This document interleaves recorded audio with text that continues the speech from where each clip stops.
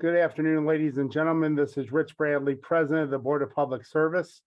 This is the regular meeting of the Board of Public Service for Tuesday, April 11th, 2023. This is a public meeting and there are no lettings today, but we do have two hearings to handle before we do our regular agenda. So without further ado, I will start with the first hearing. Hearing number 131434. Hearing numbered 131434 is being conducted pursuant to section 26.100.030 of the revised code of the city of St. Louis. The purpose of this hearing is to determine whether to revoke the conditional use permit numbered as 131434 issued to DBA 315 Primo Cannabis St. Louis, CO Jason Corrado, to occupy 5501 Chippewa Street to expand the current business to a comprehensive marijuana dispensary. The parties have been notified of the violations of the conditions of this conditional use permit in writing by certified mail, along with the posted notice of today's hearing date. This hearing has been convened in order to address issues surrounding conditions number 15 and 17 of the conditional use permit, and the conditions in questions are as follows. Condition number 15, the facility shall not erect or use any freestanding signage and shall not have any temporary signage. All signs shall have appropriate permits prior to installation. And condition number 17, the windows and doors of the facility shall not be covered by boards, mesh, grates, materials, or coverings of any kind except proper blinds and curtains. The Office of Zoning Administrator has the burden to prove the conditional use permit conditions have not been complied with. After all evidence of the zoning administrator has been presented, the board will ask for additional testimony, if any, in support of the revocation. Then the conditional use holder will be given the opportunity to present evidence. Lastly, the board will hear other testimony in opposition to the revocation, if any. Your testimony is being recorded. When you come forward, please state your name and address and be sworn in. As you testify, please direct your comments to the board, not to those in the audience. Members of the audience are asked to remain silent and not coach the witnesses. During your testimony, members of this board may have questions for you. Following the hearing, the board will proceed with its regular agenda. Following the conclusion of the regular agenda, the board will deliberate, discuss, and vote on the hearing. The board will notify the conditional use holder of its decision by mail in about 2 weeks. The Board of Public Service has in its possession the following documents which are being introduced into evidence. Item 1, a certified copy of the zoning code of the city of St. Louis. Item 2, the conditional use permit numbered as 131434 issued for DBA 315 Primo Cannabis St. Louis, CO Jason Corrado, on February 7th, 2023 to occupy 5501 Chippewa Street to expand the current business to a comprehensive marijuana dispensary. Item 3, a letter dated March 21st, 2023 to 5501 Chippewa Street, LLC, CO Jason Corrado, 5109 Buckeye Drive, Columbia, Missouri, 65203, regarding revocation of conditional use permit number 131434, notifying the permit holder of the violations of the permit and providing notice of the public hearing on April 11th, 2023. Item 4, a letter dated March 21st, 2023 to DBA 315 Primo Cannabis St. Louis and Como Health LLC, CO Jason Corrado, 5501 Chippewa Street, St. Louis, Missouri, 63109, regarding revocation of conditional use permit number 131434, notifying the permit holder the violations of the permit and providing notices of the public hearing on April 11th, 2023.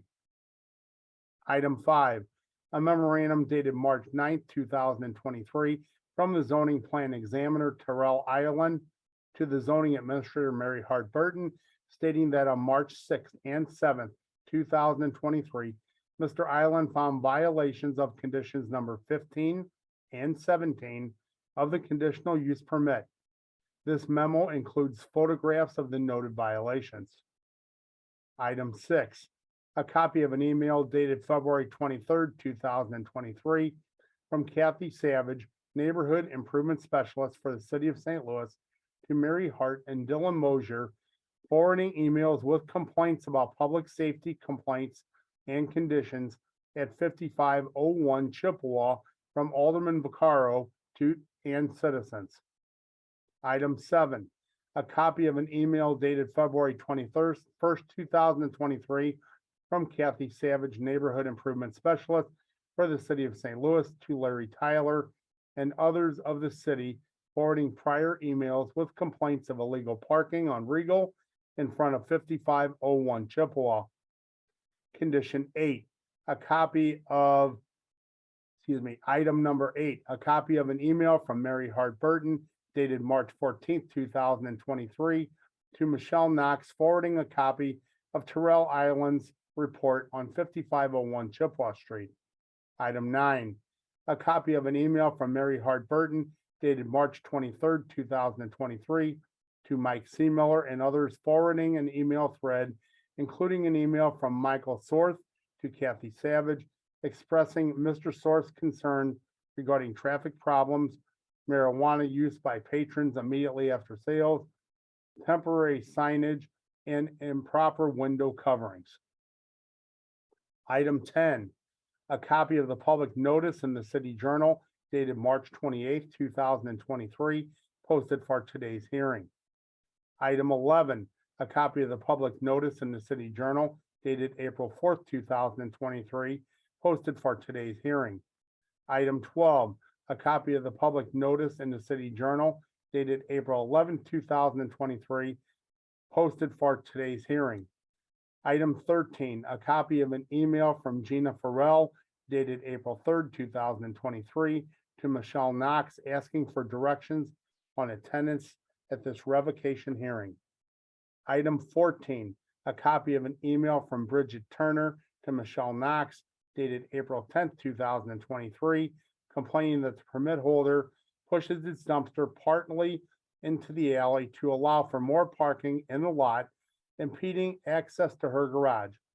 Further, the traffic traveling between Chippewa and Regal Avenue impedes visibility and cars parked on both sides of the street, increasing danger to cars turning onto Regal. Further, cars are performing U-turns from street parking to eastbound Chippewa, and there was once an accident involving a street light on the corner of Chippewa and Regal in the past week. Item 15, a copy of a letter dated April 10th, 2023, from Loretta Heiner to the Board of Public Service, complaining of overflowing parking at 5501 Chippewa, backed up traffic on Chippewa, illegal parking in the no parking zone on Regal, and littering and trespassing in neighboring yards by customers of the permit holder's business. Item 16, 3 photographs dated March 27th, 2023, of a sign posted at 5501 Chippewa, providing notice to today's public hearing at room 325 City Hall at 1:45 p.m. And item 17, additional photographs dated March 27th, 2023, outside conditions at 5501 Chippewa. At this time, the board asks a representative of the Office of Zoning Administrator to please come forward and be sworn in. Will you please raise your right hand, Terrell? The testimony that you're about to give before this board, do you swear to tell the truth, the whole truth, and nothing but the truth? I do. Thank you. Thank you. Good afternoon, board members. My name is Terrell Ireland, and I am a zoning plan examiner with the City of St. Louis, who is the inspector for this particular case that is presented to you here. I went out on March 6 and 7, as Mr. President said, and conducted an investigation of the premises to see what conditions were being violated at this cannabis dispensary. And I found that, as stated, conditions number 15 in regard to signage, particularly in this case, temporary signage. There was a banner that was posted saying that now serving ages 21 plus, no medical card needed. And they had that banner up, I guess, trying to attract more customers, but that was in violation of their conditions.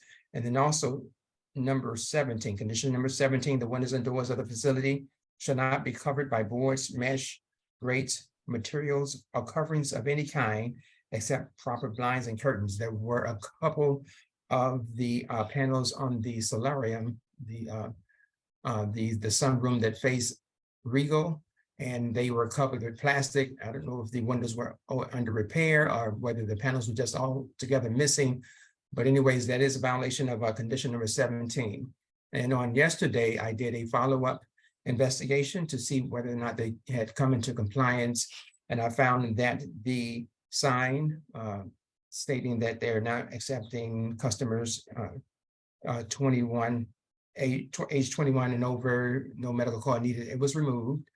And then also the coverings on the solarium facing Regal, those were removed as well. There were window panels as normal in that solarium where those coverings were. And there are no other violations, so everything is in compliance. Are there any questions for me? Okay, so I will open the floor up in just a moment. So just to be clear, condition number 15 and 17, which were originally in violation and which caused this hearing, have been rectified. And your inspection also noted that none of the other of the 20 conditions were in violation at this time. Is that correct? Yes. Okay, and thank you. At this time, I'd like to open the floor up from questions from any of our other board directors for the zoning plan examiner. Okay, seeing none, thank you very much for your time.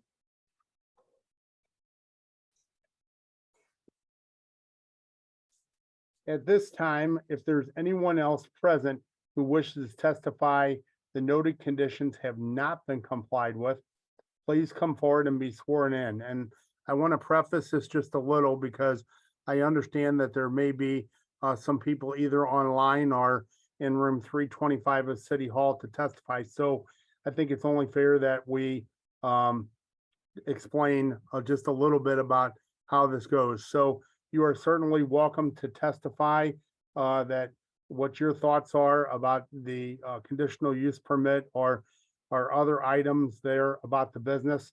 A conditional use permit is granted. It's a zoning permit to allow a business to happen in a residential area. And this particular permit has 20 conditions that are applied to it. So some things that you may testify about may not be an exact direct condition, and it may be. So I just want you to be aware of how this sets up. And then beyond that, I would ask that you please limit your testimony to about 3 minutes. I don't want to be the police here with the clock, but if you continue for too long, I will ask you to please wrap it up. So Michelle, do we have anyone that wishes to testify? Yes, we do. Okay, we'll do one at a time and swear in and ask you to please state your name and your address and speak loudly. I'd like to go second. Yeah. President, I have some people in the hallway, but did you want to do the applicant first? Actually, we do the others in support of the revocation first, then we Okay. do the applicant, then we do in support. So if you would ask the applicant to please, actually, the applicant can stay in the room if they wish. That would be Okay. fine. Thank you. So I'm gonna have you maybe sit over there or sit somewhere else. Yeah. And I'm not bringing them all in at one time. Okay. But if there may be a couple, I'll bring both of them in, but I'll Okay. just bring one voice in at a time. Okay, thank you. And I would ask very respectfully that the applicant allow people to testify and not banter back and forth with them. We want everyone to have a fair chance to say their piece. Yes, sir. Thank you very much.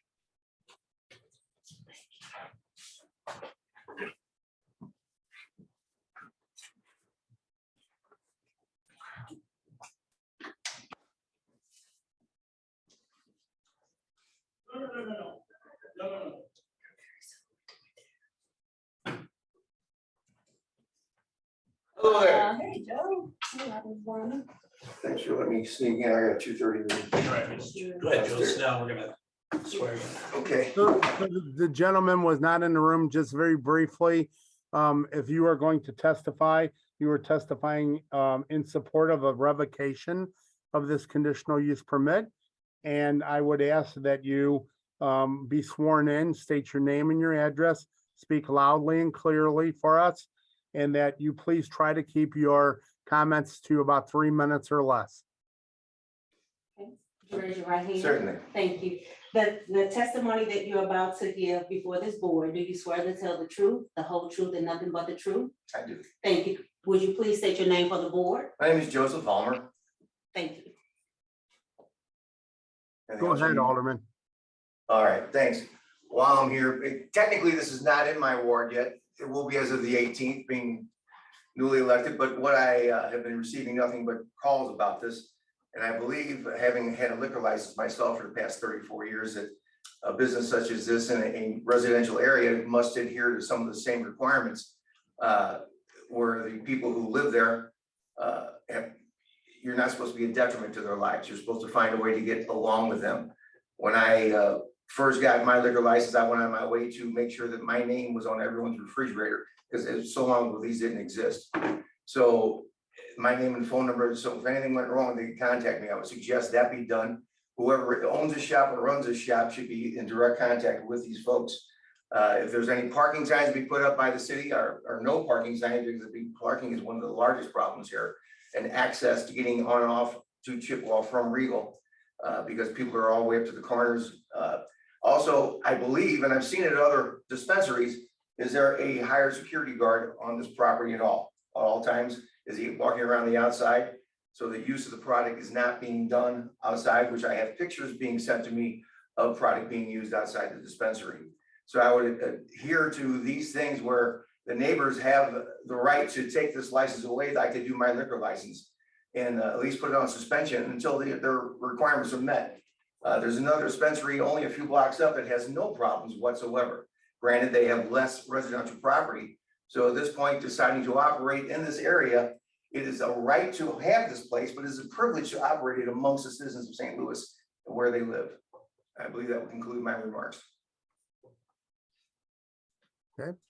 Thank you, Alderman, for your testimony.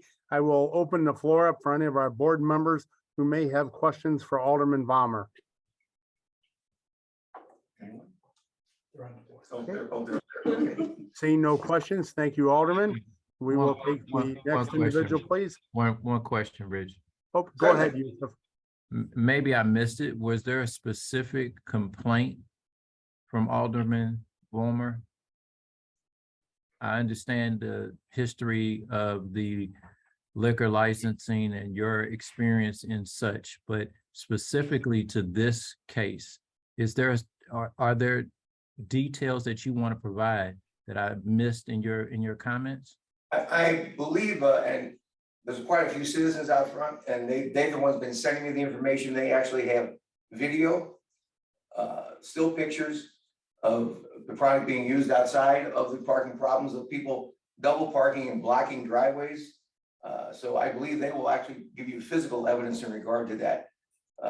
It is not in my possession. I should say it's probably on my phone somewhere, but these folks are ready to present a very good case, I believe, as to getting this person to maybe, bring his business into a residential area and try and get along with the citizens. I understand that there was actually an employee who was very confrontational. It's my understanding that employee is no longer there. I don't know the details of that, but it has been brought to my attention when people call and say, hey, could you take care of this? And they're basically told, we could care less, but not that nicely. Okay, so no firsthand specifics from Not you. living there, all I have is what people have sent me.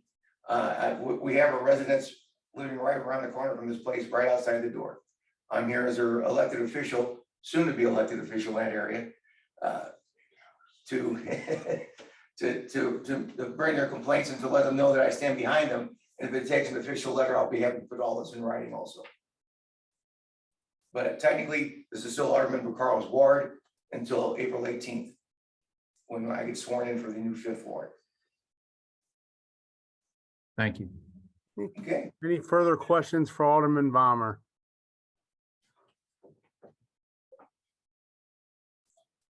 Okay, seeing none. Thank you, Alderman, for your testimony.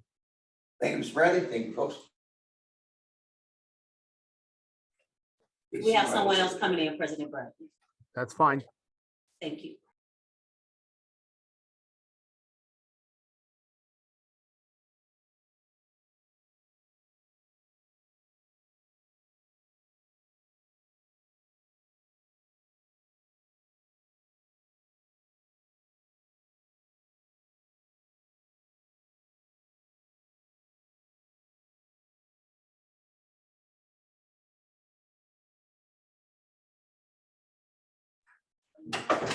Sorry about that. I didn't say that. Good afternoon.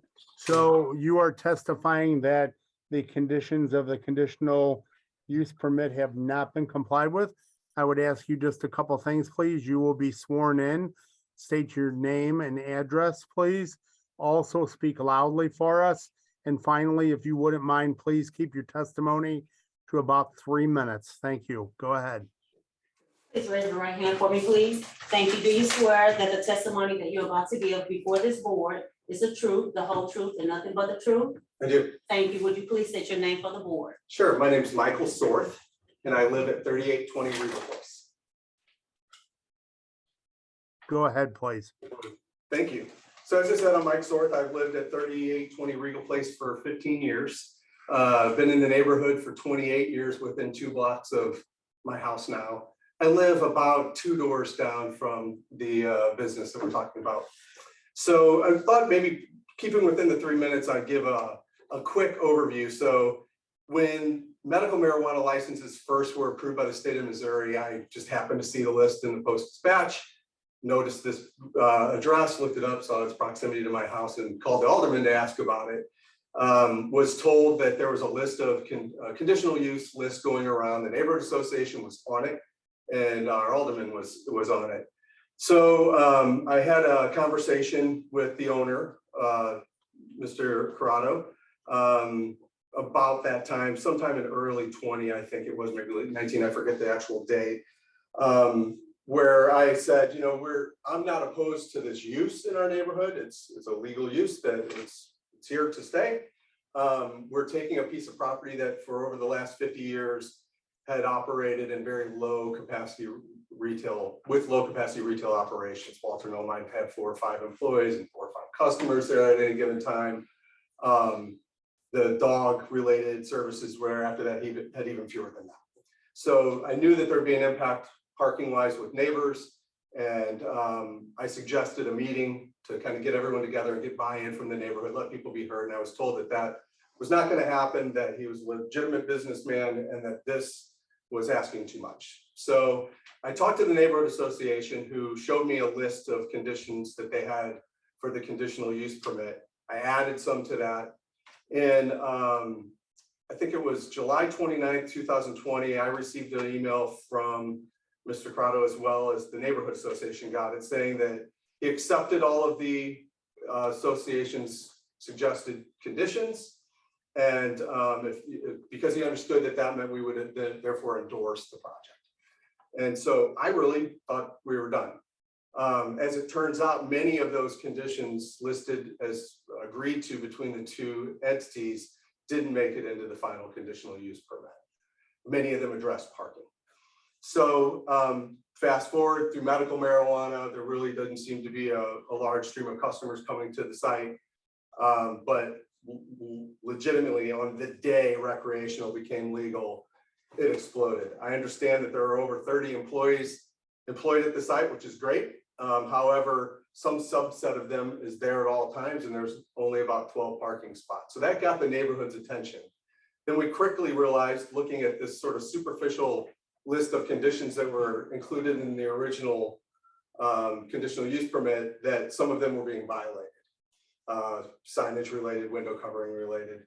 So given that there's sort of this unsafe environment related to parking, ingress and egress at Regal and Chippewa, which is the real danger and the public safety risk, because it's no parking for about 20 feet to the curb, but people park there all the time.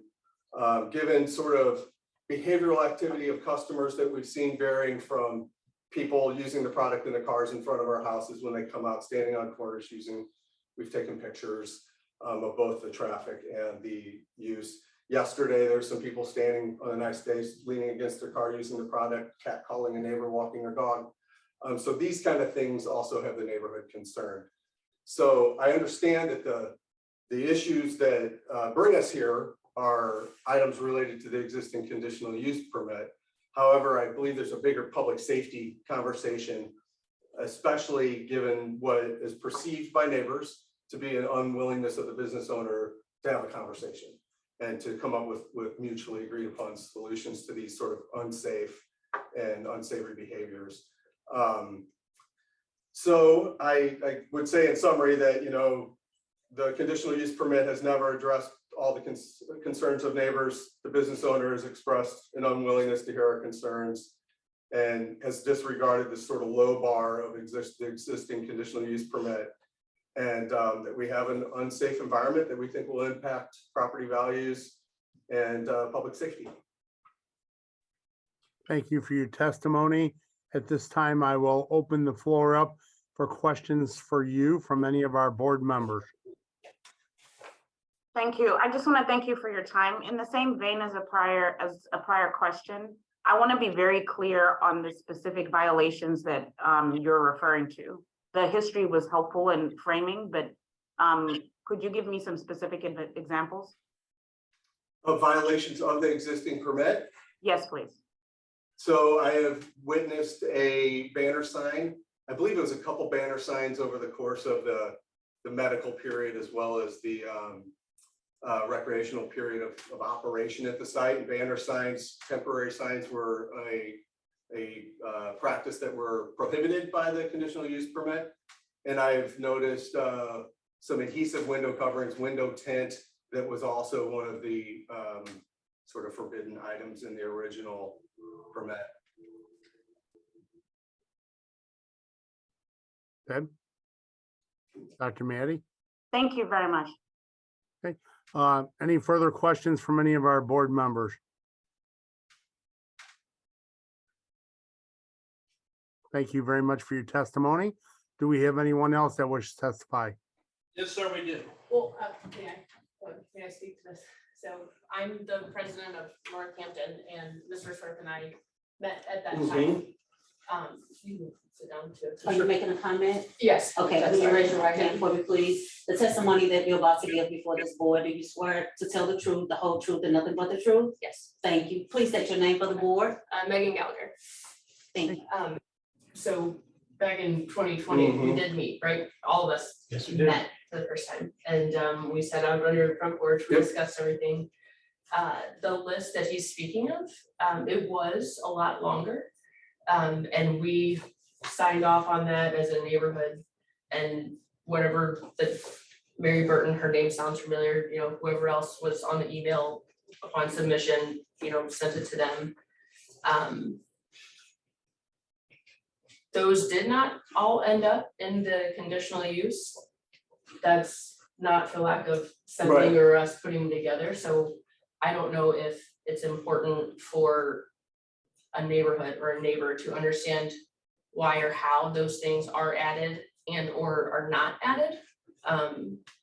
So I think that is something that's good for all of us to know, right? So that if we go through this again, that it's not that someone got it, like one of us got it kicked out or scratched it off after, you know, we signed off on it. Right.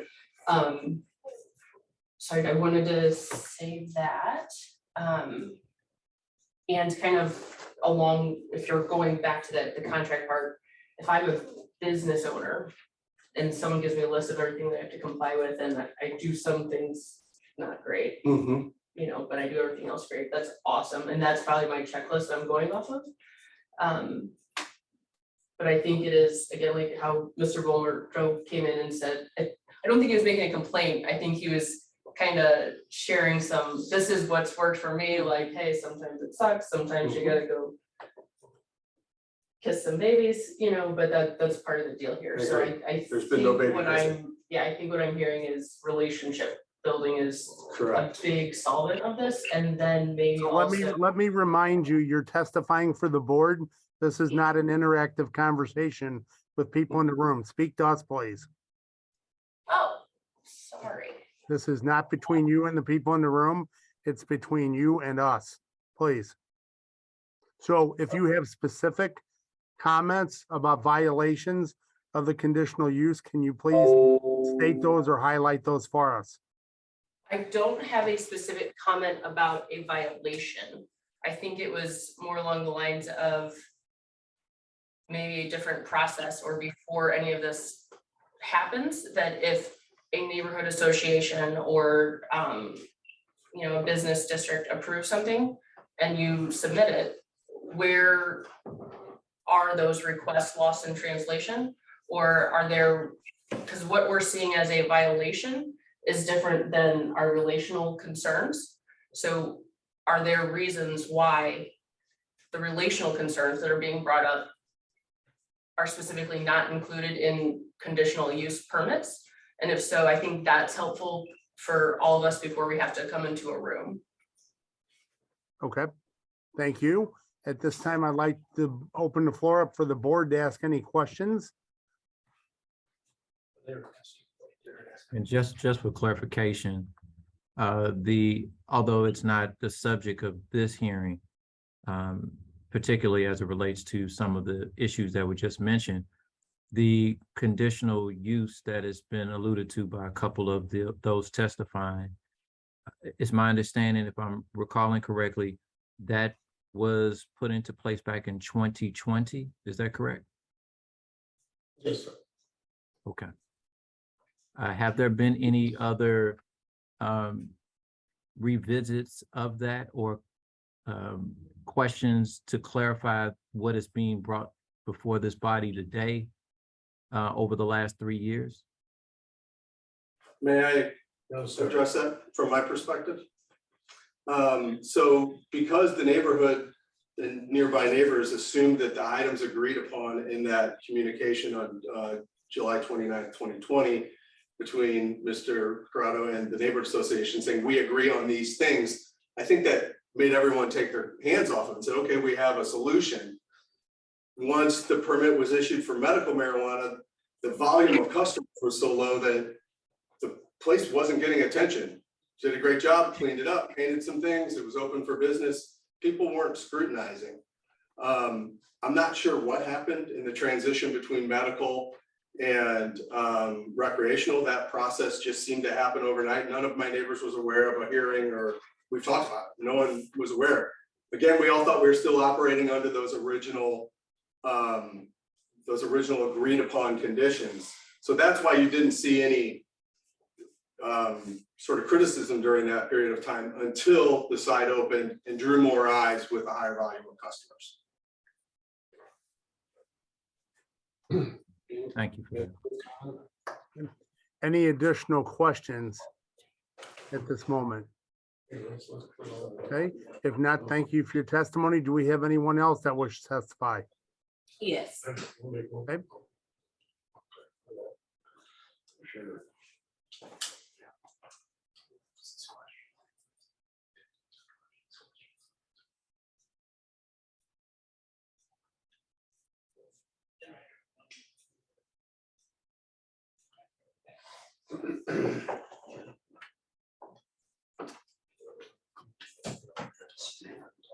Here?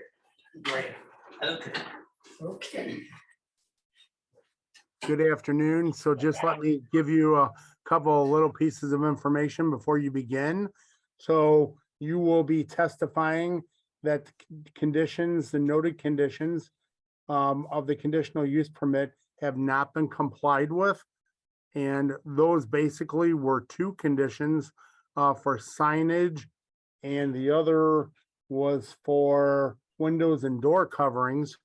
And so you're testifying, and I'm sure that like everyone else, you may add some additional testimony. That's fine. You're testifying to the board, which is on the screen in front of you. This is not an interactive conversation with anyone else in the room. You are only speaking to us. So I'm going to ask you to be sworn in and to state your name and address, speak loudly, and I would like to limit your testimony to about 3 minutes, please. Would you raise your right hand for me, please? Thank you. The testimony that you're about to give before this board, you swear to tell the truth, the whole truth, and nothing but the truth? I do. Thank you. Please state your name for the board. Regina Farrell. Go ahead, please. Okay, my main primary cause for coming here today is I am a concerned resident neighbor of the business. And my concern is traffic dangers. When you pull onto Regal from Chippewa and there are cars parked on both sides of the street, unfortunately, only one car can fit through the middle, which is understandable. The problem is that you're already there and someone can be coming towards you, which feels as though it's a very scary because it's happened to me. You know, all of a sudden you're about to be in a head-on collision that you did not know if someone was coming because you only have so much visibility pulling off of the main thoroughfare. I think it occurs because if most people are following GPS, because that's what we do in 2023, they probably realize they've passed the parking lot when they get to their destination. So they pull over and park on Regal. So my suggestion would be for there to be parking on one side of Regal and no parking on the whichever side. I don't care which side. If there were only parking on one side, then 2 lanes of traffic could traverse at the same time. Okay, thank you very much. I would like to open the floor up for questions from our board directors.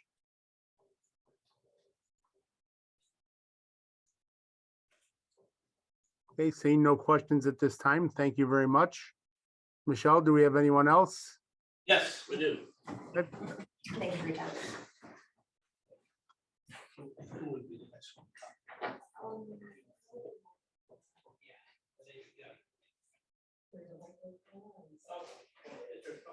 Hmm.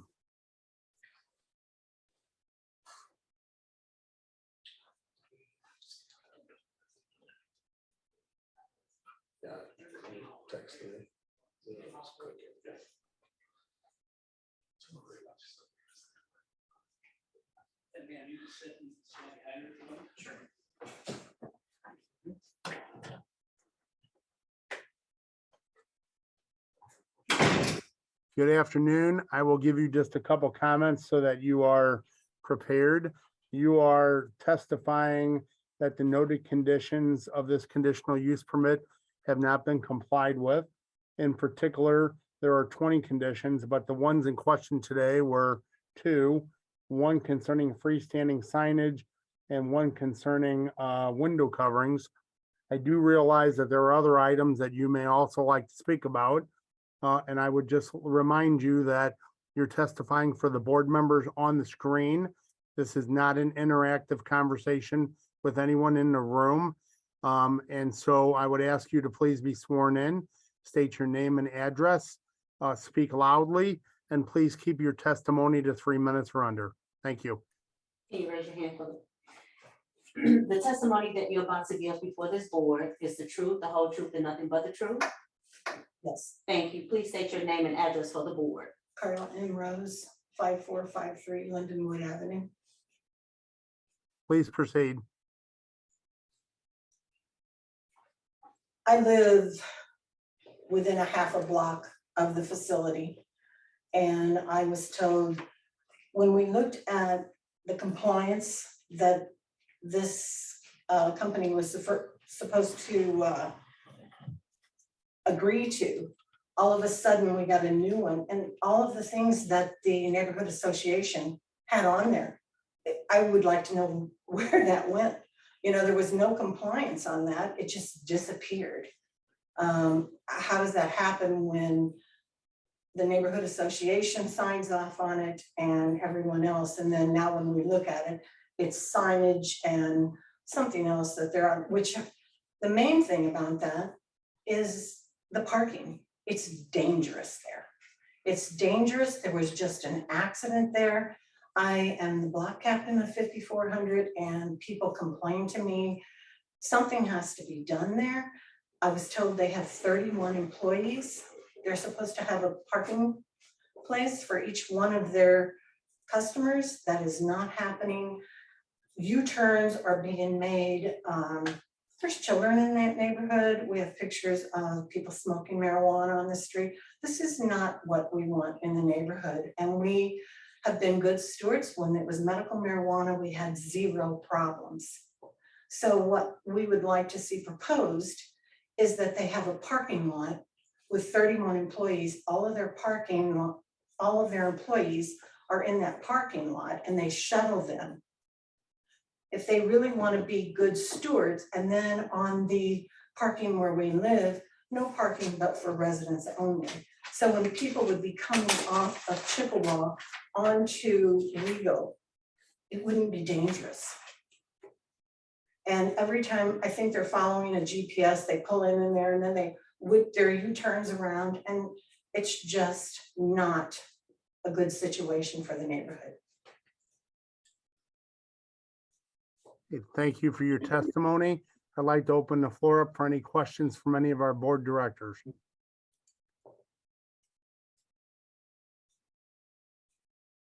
Seeing none, thank you for your testimony.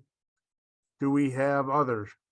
Sorry, did you want to say something? Yes. Question, but it's for Yeah. her, so I'm Megan Keller, president of the neighborhood association. Okay. I heard I'm sorry, I think you need to keep your comments. I heard 2 solutions and I was trying to keep track of what, Michelle, we need to swear her in. Okay, again, You need to swear her in, please. again, Okay. Did you give your testimony already? yes, I'm the neighborhood president, so I'm here as Switzerland, just trying to make sure that everybody gets what they need out of this, so. I heard two. I understand where you are, but because we're doing a hearing, you have an opportunity to be sworn in and say your piece. That's why I keep saying this is not an interactive conversation. This is a hearing. So it's just like going to court. When you sit on the stand, we swear you in, we have a conversation with you, we ask you questions. If you would like to add something, then we need to re-swear you in and we will readdress your questions. That's helpful, and go ahead. okay, raise your right hand for me, please. The truth, sorry. The statement that you're about to give before this board is the truth, the whole truth, and nothing but the truth. Yes, ma'am. Thank you. Thank you. May Go I ahead. ask Ms. Carla Rose repeat her 2 solutions, please? I was told that they have 31 employees there. So one of the solutions that we feel would be if they leased parking space somewhere and shuttled their employees. That would free up a lot, and then signs that went down maybe 2 blocks into Regal and then Lindenwood that said parking for residents only. Thank you. Michelle. So we have commentary about parking. And again, I will ask if the board directors have any questions for this person who's testifying right now. I guess my question is, I'm just not sure what was she adding to the conversation? I think it needs to be very clear that this board is for hearing the concerns of the residents, and if she has concerns, we're here to hear those, but not to provide a space for public comment and recommendations. That's not this space at this time. Although it is good things that are being said, we just need to stick to the topics of what we're doing here today. Duly noted, Director. And I think, what we're trying to do is give everybody a voice here. And in particular, I think let everyone who's involved with this issue hear the conversations. Some of them apply to the 20 conditional use conditions. Some of them don't. And we will address that in our deliberations at the end. But in all fairness, we are trying to give the public an opportunity to voice their concerns. So let's move on. Do we have anyone else that needs to testify on this hearing? Yes, sir. Yes, we do. This man right here. Step forward. I'm sorry? Yes, we do. Here he is. He's sitting down right now. Okay, is this a new individual from before? Is it your husband? Yes. Yeah.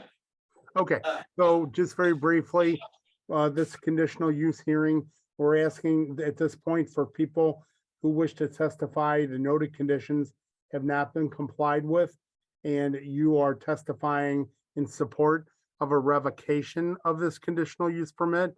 I realize, again, you may state issues that are above and beyond the conditional use permit, and that is fine. Please be sworn in, state your name and address, speak loudly, and please keep your testimony to 3 minutes or less. And please direct it to the board. This is not an interactive conversation in that room. You are speaking to the board members on this screen who will make the ultimate decision here. Okay, go ahead, Michelle. Thank you. Raise your right hand. The testimony that you're about to give, you swear to tell the truth, the whole truth, and nothing but the truth? I do. Thank you. Please state your name and address for the board. First name is Michael, last name is Rose. The address is 5453 Lindenwood Avenue. Please proceed. I am a lifelong resident of St. Louis. I have lived at that address since 1994. Retired police officer from the city.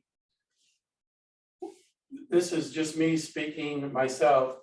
We were never informed whatsoever. We have 2 Northampton associations.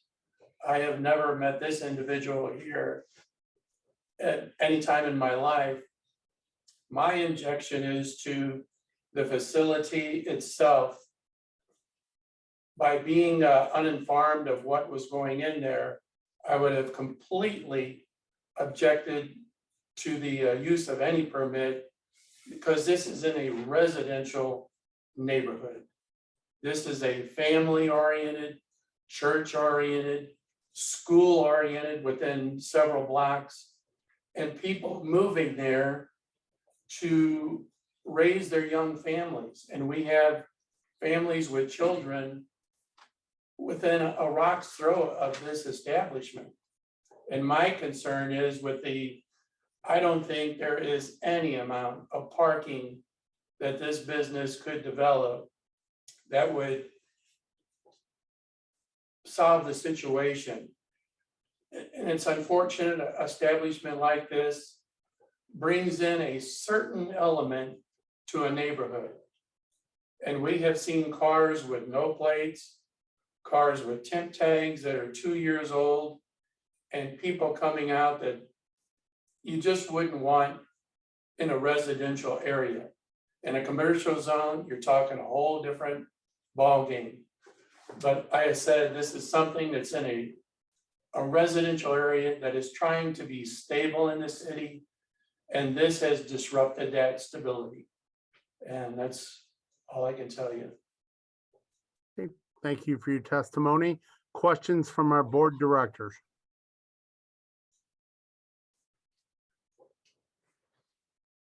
Seeing none, thank you for your testimony. Do we have any others, Mike? I believe so. Let me double check. I think at least one more. Okay,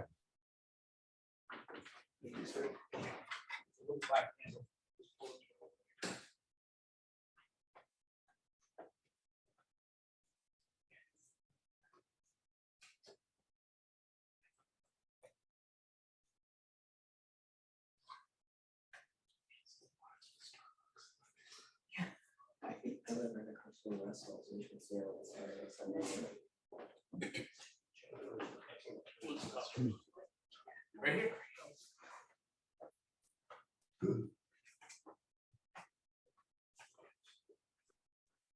good afternoon. Just to give you a little preface before you testify, you are here supporting a revocation of this conditional use permit. In particular, there were 2 items that were not in compliance with the 20. They had to do with freestanding signage and window coverings. And I realize there are other items that you may speak about today, and that is fine. I would ask you a couple of things. First of all, you will be sworn in. I will ask you to please state your name and address. I will ask you to speak loudly. Finally, I will ask you to keep your testimony to about 3 minutes or less. And you are speaking to the BPS board members on the screen. This is not an interactive conversation for anyone in that room. You are speaking to us, who will ultimately make the decision on this conditional use permit. So, Michelle? Okay, could you raise your right hand for me, please? Thank you. The testimony that you're about to give before this board is the truth, the whole truth, and nothing but the truth? Yes. Thank you. Please state your name and address for the board. Tina Wong, 3201 January, apartment 3. Please proceed. Well, I'm here as president of the current neighborhood association. We're called Northampton Neighbors Network. And I'm here to just try to find a resolution to the problem. My main concern is the safety of the neighbors, as well as the customers or other people that hang out over there. So it just sounds like, I'm not a neighbor that's right close by the business, so most of what I know is just by what I've heard. But I have been over there and the parking is tight. So what I ask for is solutions and timelines on the solutions. So it's not just up in the air, but if you're going to make parking spaces, we'd like to know, a timeline. When is it gonna be finished by, when are we gonna apply for the permits or whatever it takes?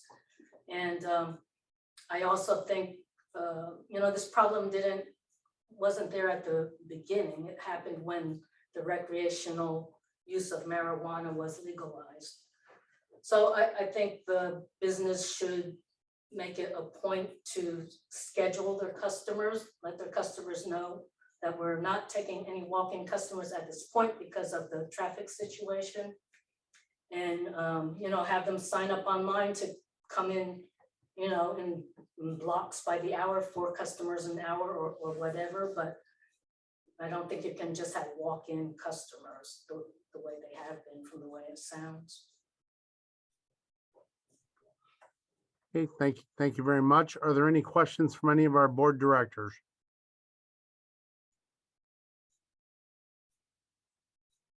Seeing none, thank you. Mike, do we have anyone else? Yes, sir. This man here. Have a seat, sir. So I think you heard everything I went over with the previous person who testified. So if you'd please be sworn in, speak loudly, state your name and address. And again, please speak to the board. I would appreciate it. Keep your testimony to 3 minutes. Would you raise your right hand, please? Thank you. The testimony that you're about to give before this board is the truth, the whole truth, and nothing but the truth? Yes. Thank you. Please state your name and address for the board. My name is Robert Allen McFessel. I live at 3350 Lawn Avenue in the Northampton neighborhood. And pretty much what Tina said, we're all about remediation, making this work. There are ways to make this work with off-site parking, shuttle buses, eliminating walk-in business for time-delivered orders, whatever it takes to make that part of our neighborhood safe again. We just had a bad accident there last weekend, and we don't want to see any more of this.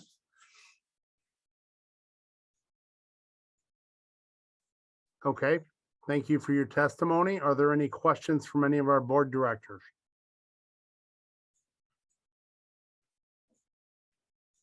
Seeing none, thank you very much.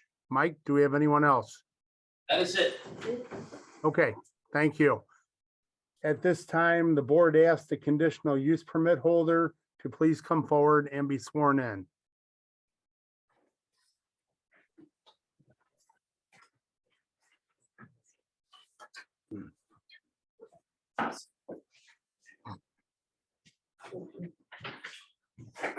your right hand for me. Thank you. The testimony that you're about to give before this board is the truth, the whole truth, and nothing but the truth? Yes, Thank you. Please state your name for the board. my name is Jason Corrado. So I think what would be fair here is that, first of all, the zoning plan examiner noted that both conditions number 15 and 17 have been resolved. So for the purpose of this hearing, those two conditions as well as the others, 20 in total, at this time, there are no violations. However, I think I would be remiss if I didn't mention that I think you have sat there through a number of testimonies from, neighborhood associations, presidents, residents, people that are long-term, police officers, city employees, family members, and so forth, who've testified about many different things going on here with relation to your business. I want to remind you that a conditional use is a permit that this board grants to you to operate a business that is zoned for residential. And so we are very, very careful about allowing things like that to happen, like the business that was there for 20, 30 years before you, that everyone has referred to. And so I think what would probably be appropriate at this point is to ask you to tell our board what you believe would be the best course of action of how you can work with the residents and folks to be a good neighbor and resolve as many, if not all, of these complaints as possible. And finally, I will remind you that condition number 20 of your permit states that you shall not become a nuisance property. There's all kind of definitions that go with that, but when you start becoming a nuisance property, then that leads to all these complaints and calling of different city services and public safety and the police and streets and everybody who's represented on this board. So go ahead and tell us how you would like to work with these people to resolve some of these issues you're hearing. Well, I'd like to start by saying, first of all, that we are in compliance with both condition 15 and condition 17, which are the two that we were not in compliance with at the time of the inspection on the 5th and 6th. For some reason, everyone knew that this hearing was happening, but we gave there's the same notice goes out that says for 2 weeks prior to my conditional use hearing, which we were granted, the same notice went out. So when the neighbors say that they were not notified, that was posted. And not only did I speak to Joe Vaccaro, I also spoke with Megan Gallagher. Megan Gallagher is the president of the Northampton Neighborhood Association and has been since 2020, the first time when we got our medical use. So Alderman Vaccaro suggested that I go back and get a letter from Megan. I attended one meeting prior to that with the other neighborhood. There was an event at which Tashara Jones spoke at the library. So we went, we listened, we tried to meet as many of the neighbors as we could. From the time that recreational marijuana passed on the ballot and became a enshrined right, we only had, there was only a few weeks that from then until the time that we had our conditional use hearing. So we believed 100% that we were in compliance with everything and that we had notified the proper neighbors that we needed to notify and that we had everything in line. After that, we received a call from Miss Carla Rose to my dispensary. And she identified herself as the CEO of Ariel Sink, and she represented some of the neighbors who were upset with the parking situation. I promptly returned her call, left all of my information, and said that we'd be happy to talk about it, we'd be happy to meet with the neighbors. She had asked to have a meeting at my location on the 21st during business hours. I said, I would prefer not to have that meeting at my location during business hours, but I'm more than happy to speak with you. I didn't hear anything from anyone until I got this letter. I have had people reach out to both Mr. Sorth and Miss Rose and our new alderman. And I have had no, they had one conversation. No one wanted to talk to us. No one wanted to work with us. They chose to use this opportunity to be heard rather than to have a conversation with us. And so that was very miscategorized as everyone spoke. We have reached out. I have emails. We have a lot of proof on that. As well, I have a survey done where there are 70 people that have come through our shop, many of them close neighbors, neighborhood residents. And, of the 70, I have 4 of those that mention parking at all, and all of the rest are pretty happy with our business and what we're doing.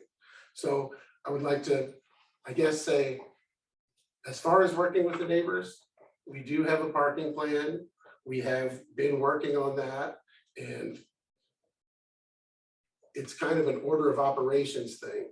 I can't go to the board and say, I want to do all this new parking and I need a conditional use and I need, a roof permit to do the roof and everything else. They needed to go in order. So, we also weren't under the impression that we were going to have as much traffic as we had in the beginning. However, after about the first 30 days of that high traffic, the traffic has slowed down considerably. People know where we are, they know where to turn in, they know where to turn out. We do have a guard on site at all times who monitors the parking. If someone parks in the no parking area, my guard goes out and tells them to move, and we will not serve them if they're parked in that no parking spot. And so there's also been talk of this accident. This accident was one person hit another person, they hit our pole, they were both driving down Chippewa, and it had nothing to do with our location whatsoever. They were coming to our place. It was simply an accident that a car ended up in our front yard. So we are more than happy to work with the neighbors, more than happy. Again, there was a confusion as to who the neighborhood association actually is. And we were directed by the alderman himself to speak with Megan because she was the president of the neighborhood association. And that's what we did. But again, we're more than happy to meet, speak. I literally have a parking plan here from an architect that originally did our building. We own the property. I know someone said we did a little painting. No, I spent about $1.6 million complete on that building. We are in compliance with so many codes when it comes to the way that this business has to run. We have 38 cameras operating at all times, hooked up to the crime watch facility. We have monitored fire, and we have a whole lot of friends in the neighborhood that are not these same folks. We have signs up saying there's no smoking allowed on our property, and if you're caught, then we will kick you out. So I'm more than happy to work with the neighbors to get signs up and do whatever it is that we can do to alleviate these issues. But we are a good corporate neighbor, and we worked hard to do that. And so the characterization that we're stonewalling or that I won't speak to someone is just patently false. And I apologize however that came across, that's not me. Here I am. So. Okay. Thank you. I'd like to open the floor up for questions from any of our board members.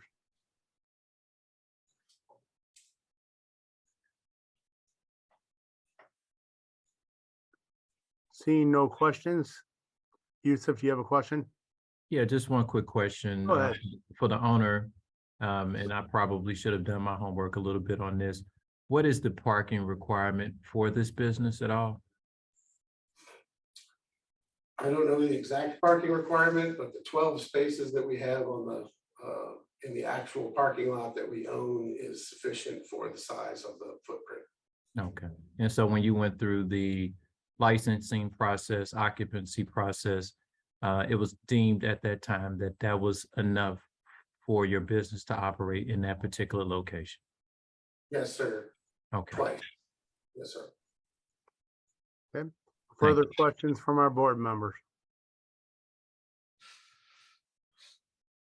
Seeing none, thank you very much for your testimony. At this time, if there's anyone present opposing this revocation that wishes to testify, please come forward and be sworn in. Raspy. Megan Gallagher. The testimony that you're about to give before this board is the truth, the whole truth, and nothing but the truth? Yes, ma'am. Thank you. Thank you. Go ahead.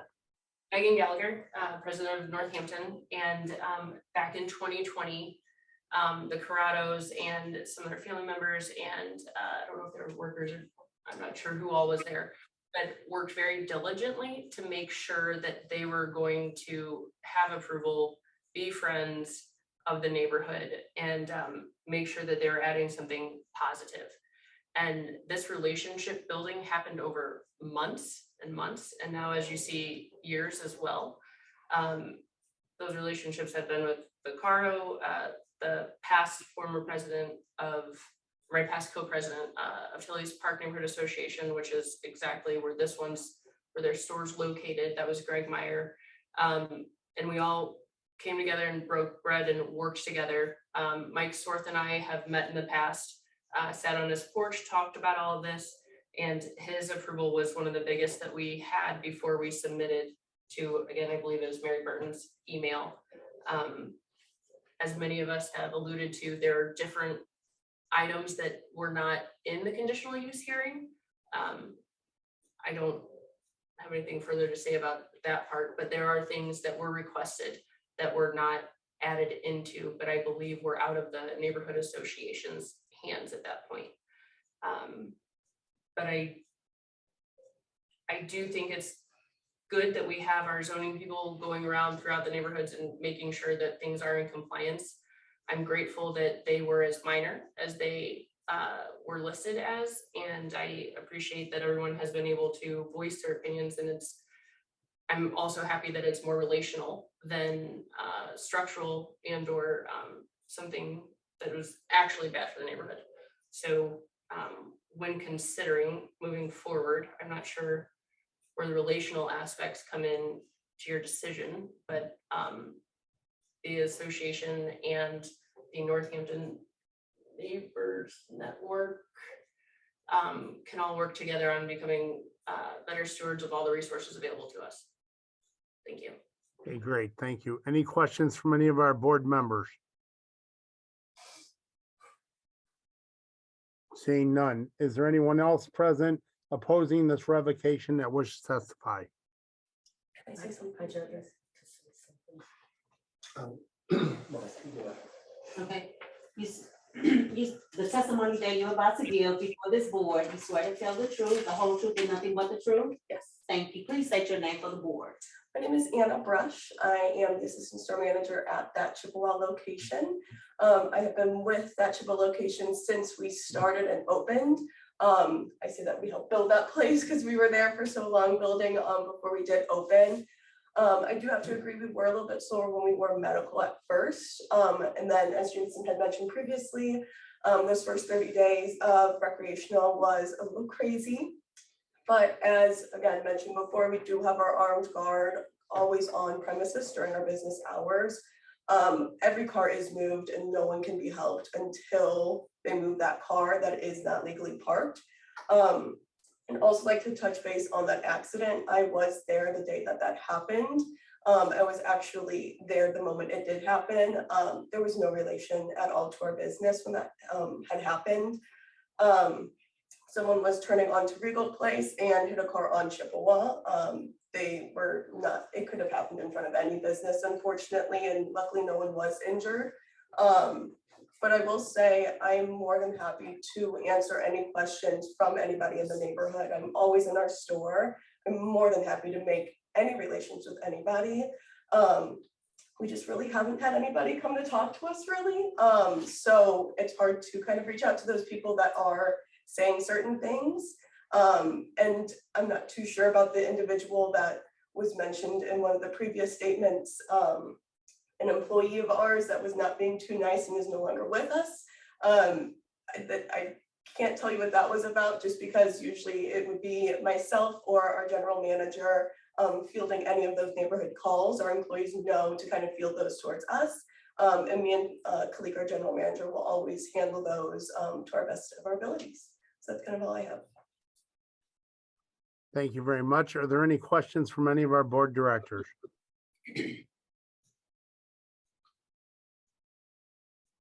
Seeing none, thank you very much. Is there anyone else present wishing to testify opposing this revocation? I think we have one more. Great. Well, The testimony that you're about to give before this board, you swear to tell the truth, the whole truth, and nothing but the truth? yes, I do. Thank you. Please state your name for the board. Thank you, I will. Good afternoon, board members. My name is Jonathan Beck. I'm an attorney here in town. I do represent the occupant of the building and owner of the building. But I also am a longtime resident of the city of St. Louis. My office is at 3500 Magnolia. I've appeared in front of you, I think most of you, yeah, over the years. I just wanted to say a few things. I have to do my lawyer business, so please, no offense or no, I'm not trying to be aggressive here, but I got to do my part to make sure I have a clean record to work with in the event I need that. I was, to that point, I was out in the hallway for the first 20 minutes of this hearing behind a locked door, unable to get in here, and so I missed a lot of the testimony. But I did hear enough to get a sense, I think, of what's going on. Director Scoggin, I did want to answer. You asked a question earlier, and I don't know that it was entirely answered. I think your question was basically, when was the conditional use permit granted, more or less? I mean, when did this happen? And I just wanted to, maybe this has become clear, but there really have been two, right? There was a conditional use permit that was granted to the business back when it was authorized to operate a medical marijuana facility.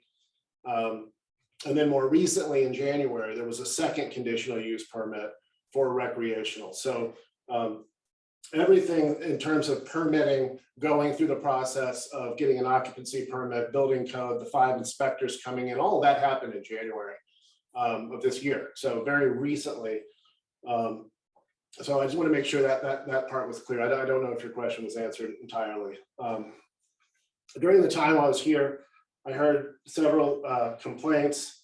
One of them was that the neighbors weren't notified or weren't informed. And I just, from a legal standpoint, I want to say that they got all the notice they were entitled to. All of the statutes and ordinances relevant to this were complied with. Notice was posted. Neighbors were talked to. Everything every requirement in regards to notice has been met. And none of those complaints, I didn't get notice, is not a basis to revoke a permit. Likewise, I heard a lot of complaints about stuff that just simply isn't on the list. Parking is not on the list. That's not, I don't want to sound insensitive. I hope it was made clear to the board that my client fully intends to engage with the neighbors, the neighborhood association, and do what they can do to resolve this. Everybody understands the importance of doing that. But in terms of what we're here for today, whether or not my client is in violation of the conditional use permit, I think, Mr. Bradley, I believe you acknowledged at the beginning, they've complied. They're in full compliance as we all sit here today. And that's really what we're here to talk about. On that basis, I just want to, again, just be a lawyer, I want to object to any of the testimony that was given regarding parking on the basis of relevance. It's not relevant to anything that the board is hearing today. It's not relevant to the complaint that was made. It's not relevant to this hearing or this process in any way, shape, or form.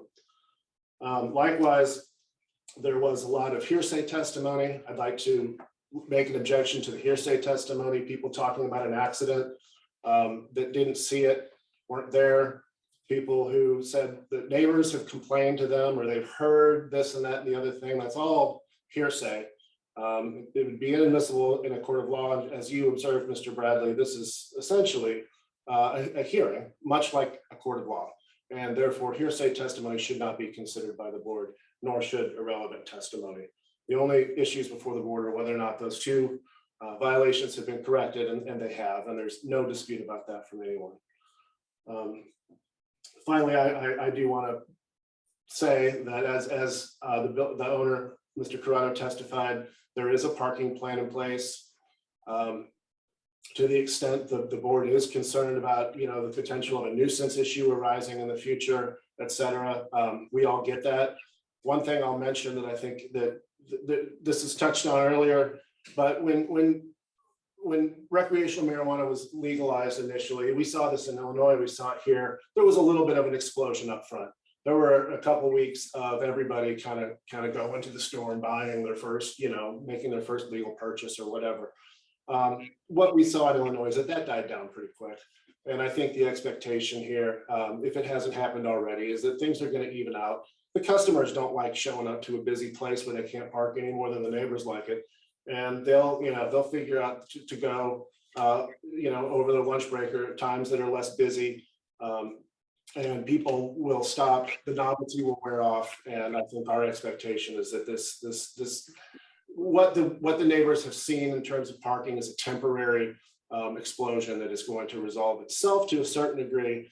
And coupled with the fact that my client fully intends to try to add parking, as Mr. Corrado testified to, he's going to have to get a zoning variance perhaps to do that. People talked about shuttling. Some of these ideas are great ideas. They take some time to implement, and they will listen. And coupled with an expected slowdown, we fully expect these problems are going to be resolved, and you won't have to hear from us again on any of that. So based on that, I would ask the board to not revoke the conditional use permit and let this legal business carry on. And thank you for your time and your service, all of you. Thank you for your testimony. Are there any questions from any of our board members? Seeing none. Is there anyone else present that wishes to testify the conditions opposing this revocation? Or we've wrapped up, Michelle? And we're wrapped up. Okay, great. The matter concerning hearing number 131434 is now closed and submitted, and we will deliberate it after the remaining hearing and agenda items. Okay. Let's move to our next hearing for the day. Hearing number 8273. This hearing number 8273 is being conducted pursuant to Chapter 8.97 of the Revised Code of the City of St. Louis. The applicant, Bright Face Tattoo LLC, Megan Indelicato, is proposing to operate a tattoo parlor at 2900 Cherokee Street, first floor. Due to the nature of the business, the applicant is required to hold a license issued by this board pursuant to the guidelines of Chapter 8.97 of the Revised Code of the City of St. Louis. Procedural history.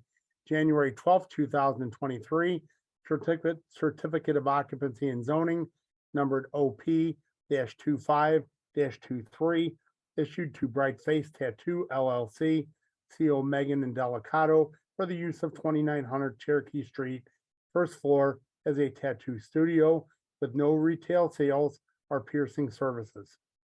January 12th, 2023, certificate of conditional use permit numbered as 131370 issued to Bright Face Tattoo LLC, CO Megan Indelicato, to occupy 2900 Cherokee Street, first floor, as a tattoo studio with no retail sales and with conditions. February 9th, 2023, applicant submits to BPS a completed BPS tattoo parlor license application number 131370 for 3 chairs for the proposed premise at 2900 Cherokee Street, first floor. March 16th, 2023, letter from the Health Commissioner on Wari to BPS finding no evidence of health code violations. for a facility at 2900 Cherokee Street, first floor, and recommends issuance of a BPS license for a tattoo parlor. As outlined in section 8.97.070 of the revised code of the city of St. Louis, the Board of Public Service may approve such application after a hearing if it is satisfied that the applicant is of good moral character and the applicant has given evidence that they will be able to operate the premise in compliance with all regulations and laws governing such premise, and applicant is a resident of state and their neighborhood consent petition is in due form, and the applicant's premise are not within 500 feet of an elementary school. The Board of Public Service has in its possession is therefore admitted into evidence the following documents. Item 1, certified copy of chapter 8.97 of the revised code of the city of St. Louis. Item 2, the applicant's file with the Office of Secretary, Board of Public Service, which includes but is not limited to A, the above referenced license application withdrawing of the proposed premise. B, public notice as were published and posted for today's hearing. Item 3, a copy of certificate of occupancy and zoning issued for 2900 Cherokee Street, first floor to be occupied as a tattoo studio with no retail sales or piercings. Item 4, a letter from the Health Commissioner, Victoria Anwari, stating that the community sanitation staff inspected the facility at 2900 Cherokee Street, first floor, and found no evidence of health code violations. The issuance of a license for a tattoo establishment was recommended. And item 5, a certificate of use permit numbered as 131370 issued to Bright Face Tattoo LLC, CO Megan and Delicato, to occupy 2900 Cherokee Street, first floor as a tattoo studio with no retail sales and with conditions. The board will swear in and hear from the applicants and those in support of the applicant's proposed use. The board will then allow those in opposition of the tattoo parlor to address the board. After each side has had an opportunity to speak, the board will allow for rebuttal. At this time, the board asks the applicant to please come forward and be sworn in. Would you raise your right hand, please? Thank you. The testimony that you're about to give before this board is the truth, the whole truth, and nothing but the truth? Yes. Thank you. Please state your name for the board. Megan and Delicato. So, Ms. Indelicato, I have a series of questions. If you would go through and answer those for me. Question 1, are you a resident of the state of Missouri? Yes. Okay. Number 2, the state of Missouri requires tattoo establishments be licensed from the Director of Division of Professional Registration, State of Missouri for operation. Do you have a license for your proposed establishment by the Director of the Division of Professional Registration from the state of Missouri? Yes, I do. Number 3, how many tattoo chairs are being applied for today? 3. And are you aware that any increase in the number of tattoo chairs must be applied for with this board? Absolutely. Number 4, how many employees will you have at this establishment? Technically, currently, I'm sorry, I just want to make sure I'm answering right. There will be me and 2 front girls and hopefully 2 other artists. So I guess that's 5 total. Okay. And do all of your tattoo artists have their Missouri state licensure? Currently, it is just me. Okay. So yes. And will you, number 5, will you be able to comply with all the provisions of chapter 8.97 of the revised code of the city of St. Louis, including the following? A, do you understand that you, as the operator of this tattoo parlor, are at all times responsible for the orderly conduct of the establishment and the acts of any agents, servants, and or employees in the operation of the same? Yes. B, do you understand that tattoo establishments may only be open between 9 a.m. and 1 a.m.? Yes. And what are your proposed hours of operation? From 10 till 6 on weekdays, and on Friday and Saturday from noon till 8. Okay. And do you understand that tattoo parlors shall be kept clean and well lighted so that the rear of the premise is plainly visible from the front of the premise? Absolutely. And will you be able to comply with this requirement? 100%. And finally, do you understand that no tattoo parlor shall allow or permit any loud noises, boisterous or disorderly conduct in or around the premise or on the grounds of such premise? And the operator shall prevent loitering of persons on the premise, on or around the premise of the tattoo parlor. Yes, And will you be able to comply with all of these regulations? 100%. Great. At this time, I'd like to open the floor up for you to say anything you'd like. Well, hello. Thank you for having me. I am just absolutely thrilled to be a part of making St. Louis better in any way possible. I have a very deep love for the city and the chance to use my craft to make St. Louis prettier, safer, and more welcoming in any way, shape, or form. I'm just thrilled to be a part of this community, especially. I do think that I have already made a big positive impression on residents and other business owners in Cherokee. This location in particular had busted out windows, it had graffiti, it was not in good shape. And because of my residence here, my occupancy here, it is now very beautiful. People stop by all the time, giving me a thumbs up, waving. And on top of that, I'm here to give St. Louis another place where people can come and get tattooed and feel comfortable. They can feel safe. They know that it's cleanly, and they know that they can say their opinion and feel comfortable and not have people trying to force their own agendas down their throat, like I've witnessed in other tattoo shops.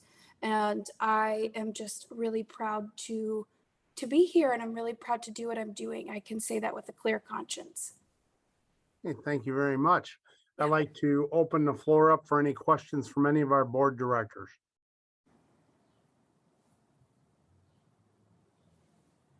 Seeing none, at this time, if there's anyone in favor of the applicant or this proposed establishment that wishes to testify, please come forward and be sworn in. Michelle, is there anyone in the room or in the hallway? There is not. No, I'll double check.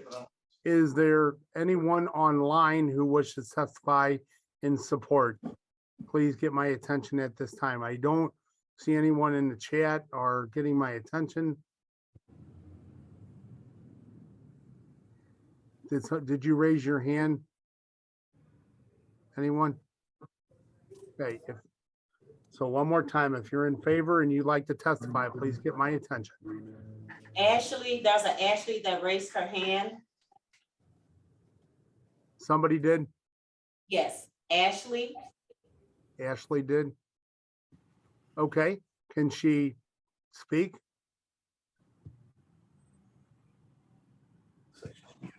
It looked like Ashley.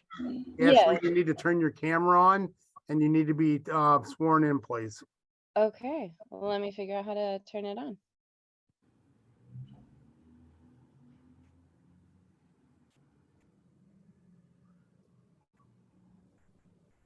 Is being recorded.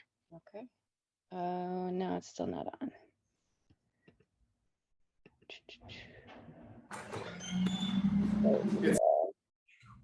There you go. Go ahead. Come on. Would you raise your right hand, please? Thank you. The testimony that you're about to give before this board is the truth, the whole truth, and nothing but the truth? It is. Please state your name for the board, please. My name's Ashley Downs. I'm at 2902 Cherokee, so Megan's next door neighbor. And I have thoroughly enjoyed having her business here as a neighbor. You know, she often keeps the front door open and, you know, people pop in and out on their walks. And it's just, like she said, she has created this welcoming environment that she strives for. And I know one of our neighbors is an employee, and I can't think of a single reason that Megan should have her business license revoked. That's it. Thank you very much for that. Are there any questions or any comments from any of our board directors? Seeing none, thank you very much. Is there anyone else present who wishes to testify in favor of this establishment? Rich, I just got word that some people aren't able to speak on their link. But I'm I had here. to do an But I have invitation. someone here with me. So we can do that. I see a Zachary Warden. No. STL. No? William Lieberman, I've been on for an hour and a half and it hasn't recognized me. I'd be Okay. happy to testify. We need to swear you in first. Sure. Go ahead, please. Raise your right hand, please. The testimony that you're about to give before this board is the truth, the whole truth, and nothing but the truth. Yes. Thank you. Please state your name for the board. William Lieberman. Okay, go ahead, please. Hi, my name is William Lieberman. I am the owner of the building where Megan is a proprietor of this establishment. My experience in the past to her coming in, we had an irate situation, a terrible situation. A bunch of windows were broken, some vandalism that occurred in the space. And this is a juxtaposition of that. It's been an excellent relationship. I corroborate what the neighbors have said. They've said to me, wow, they've done a really great job over there. And I'm really happy with our relationship thus far. Today's a very big day on Cherokee. Just catty corner from us is the unveiling of Love Bank Park. And I feel as though what we have here is a continuation of the very big investment that's happening at Love Bank Park. I own the building across the street from here. The proprietor of the barber shop there, Curtis, is just joining me now, but he can't get on either. But in regards to my experience on this street, there are other tattoo parlors. They've been a welcome addition to the street, and I have no concerns regarding Megan's business practices, and I think that she'll be an asset to the street. Thank you very much for hearing me out. Thank you for your testimony. I'd like to see if the board has any questions for you. Anyone?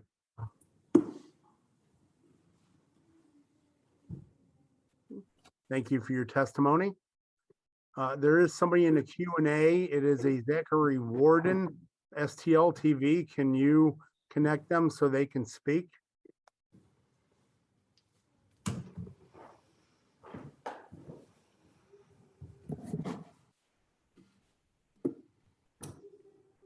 I think Zachary is gone. We do have an April. Well, wait a second. I see Zachary at the bottom. Zachary, are you present? If you are, you're muted. Hi, can you hear me now? Yes. Can you please turn your camera on and be sworn in? Yeah, I'm having troubles. I've been trying to get my camera to turn on this whole time. Okay, that's And- fine. Can you just be sworn in? Just go ahead, Michelle. The testimony that you're about to give, you swear to tell the truth, the whole truth, and nothing but the truth. Absolutely, yes, I do. And you are speaking in favor of this establishment. So please state Absolutely. your name and your address. I'm Zachary Warden. I live at 3501 Chippewa Street in St. Louis, Missouri, and I am actually Megan's fiance. I definitely have some things that I would like to add to this conversation about what Megan's brought to the neighborhood, if possible. Go ahead. Awesome. Well, so basically I've helped Megan start this since she signed the lease with Will, and between the windows being broken out and the graffiti, everything that she's kind of brought to that corner has enhanced the whole environment. I meet ladies that are walking by all the time with their children that stop in and think it's for what we're doing. And since she's been involved there, it's just been such a beautiful thing. And I'm just very proud of her, and I always stand behind her. Okay, thank you very much for your testimony. Any questions for Mr. Warden from our board directors? Seeing none, thank you very much. Michelle, you said you had someone else? Sure, there's an April that has her hand raised. April, can you unmute your mic?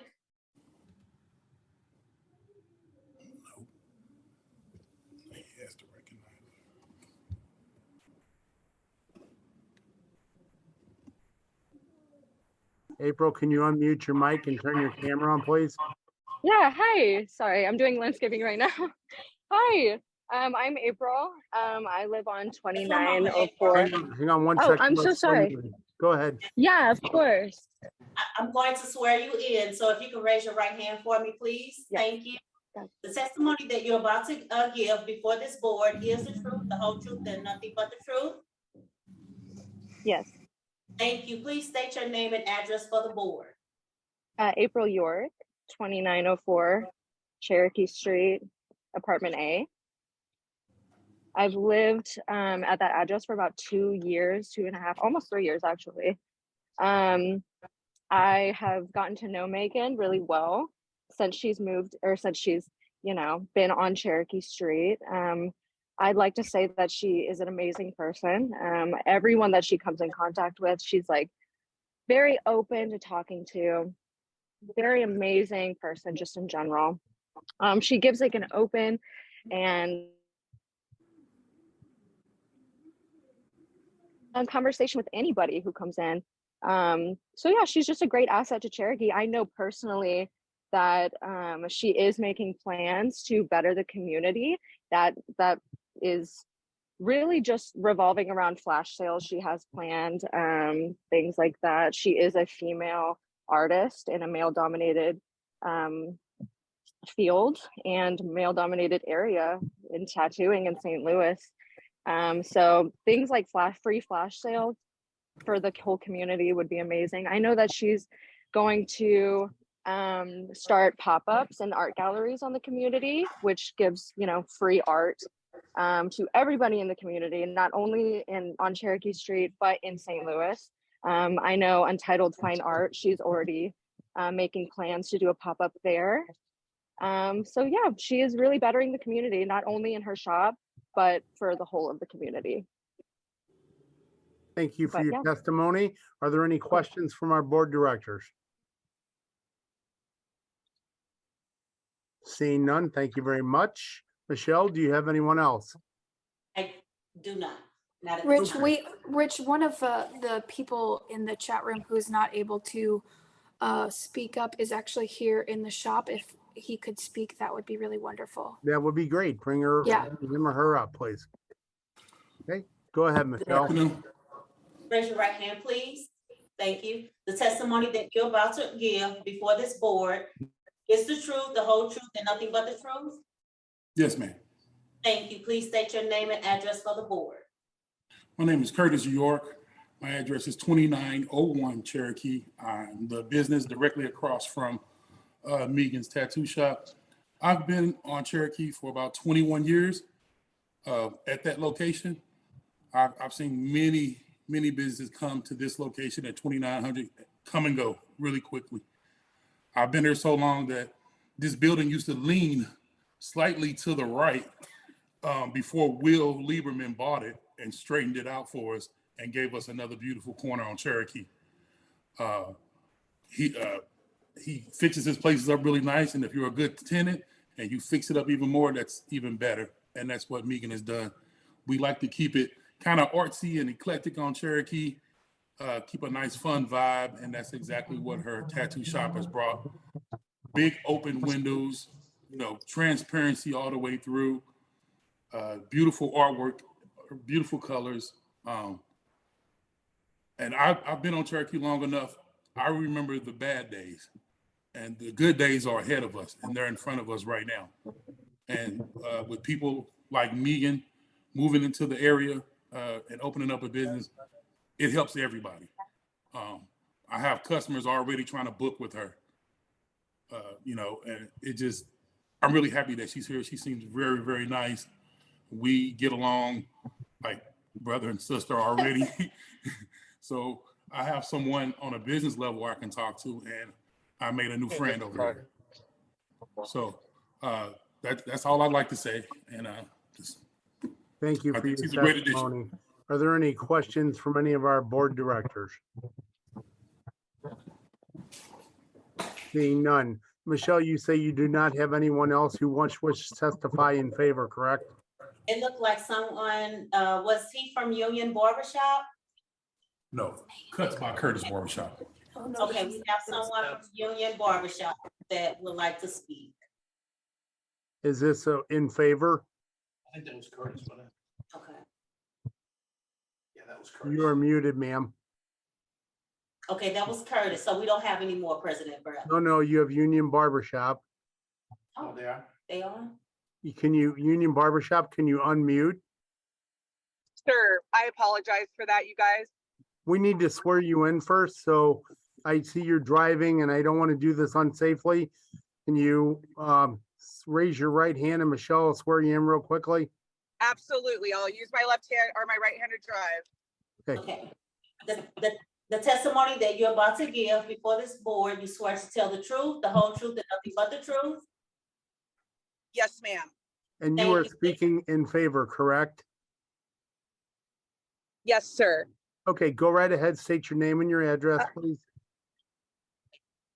Thank you so much. My name's Megan Stewart and I own Union Barbershop that is in Soulard at 1264 Gravois Avenue. I appreciate you guys allowing me to speak and for your time. I've known Megan since before she was even a tattoo artist and was apprenticing. I've had my business on Gravois for 8 years and I've watched her work every day, all day, effortlessly without any reason for, not having to do anything but to help people, make people feel good. More than her being a tattoo artist, her daily goal is to just make people feel loved and happy. And, I've been in Soulard for 8 years, just like Curtis said, he's been on Cherokee for 8 years, and it hasn't always been this awesome and this positive and beautiful. And what Megan is doing is trying to bring some more of that positivity and creativity and just a beautiful space to all these historic buildings that don't get any love anymore. And and her boyfriend have spent so much of their blood, sweat, and tears to make this place beautiful. So I just wanted to say that and let you guys know that her efforts and what she has done in the past, for the past 10 years, building up to her being in your guys' neighborhood is incredible. And you guys are really lucky to have such an incredible person and owning a business on your street, because I promise you, she's going to bring nothing but better energy, positive people, and better clientele to that area. And I just feel really lucky that I have a great business down the street from my business now, along with Curtis's Barbershop, that we are just showing this city that no matter what little small, maybe bad, quote unquote, pocket, that we can make it better. So I do appreciate you guys allowing her to have her business, because I'm excited to be able to go there. So thank you guys for letting me speak. Thank you for your testimony. Are there any questions from any of our board directors? Seeing none. Michelle, do we have anyone else who wishes to speak in favor? I don't see anyone else, President Bradley. Okay. At this time, if there's anyone in opposition to the applicant or the proposed establishment that wishes to testify, please come forward and be sworn in. Do we have anyone in the office? First of all, I see a hand go up on the screen, so we'll check the office first. Okay. Kate, could you unmute your mic and turn on your camera, please? So I see, okay. I see two Kates on the screen. So let's Yeah, start. I am. I'm Emma Shear. I actually was supposed to be on the agenda to speak today, but I never received the participant email. So Kate sent me her link so I could jump Perfect. on. Perfect. Can And, you get talk sworn to you in, guys. please? Go ahead, Michelle. Okay, could you raise your right hand, please? Thank you. The testimony that you're about to give before this board, you swear to tell the truth, the whole truth, and nothing but the truth? I do.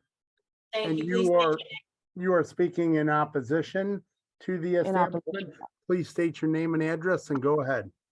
My name is Emma Shear, SCHEER. I would prefer not to state my address due to safety reasons. That's fine. All right, thank you. Hello, and thank you for the opportunity to speak in this hearing today regarding the business license approval for Bright Face Tattoo Company. I am here today to speak in opposition to this license being issued on behalf of myself, as well as the countless victims of Miss Indelicato and the criminal organization she associates with, Oh who has my caused God. senseless violence in our community for years. She has spent her entire career under the wing of Kyle Holker, a man that I dated casually on and off for 6 years. I know Ew. Mr. Holker to be a sexual And predator. everyone else, and please rapist. mute their microphone and let the individual speak, please. Go ahead. I know Mr. Holker to be a sexual predator and a rapist, with more than 98 women nationwide speaking out about their abuse.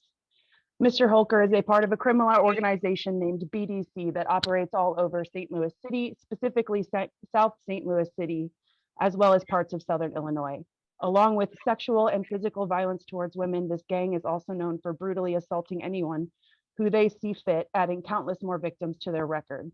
The criminal organization that Ms. Indelicato is involved with is under at least one federal investigation for drug and gun trafficking and money laundering. Victims of this organization who dare to speak out against them are met with relentless harassment in person and on social media, and threats of violence against the victim and or their family members, including children. I personally have had threats towards my physical safety as well as my private information being doxxed, causing me to relocate my personal residence and invest in security for around my home.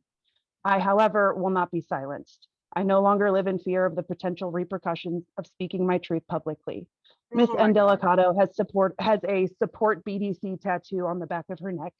She has harassed multiple victims of their criminal organization, 2 of which moved out of state to escape the constant harassment and fear for their physical safety.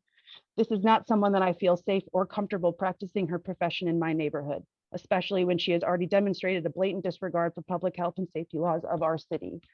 At a minimum, she is an accessory to the crimes of their criminal organization. At a maximum, she is a co-conspirator. I'm sure Mrs. Indelicato, if given the chance for rebuttal, will try to dismiss and downplay my testimony today. But as I'm sure you are aware, my voice is not the only voice. Many other victims have sent in their experience with these criminals, all of whom have a similar story to tell. There has never been an attempt from Ms. Indelicato to distance herself from BDC, Mr. Holker, or any of their associates since their atrocities have been brought to the public eye. She has never attempted to make amends with victims or made any attempt at an apology for the way her criminal behavior has drastically affected their victims' lives.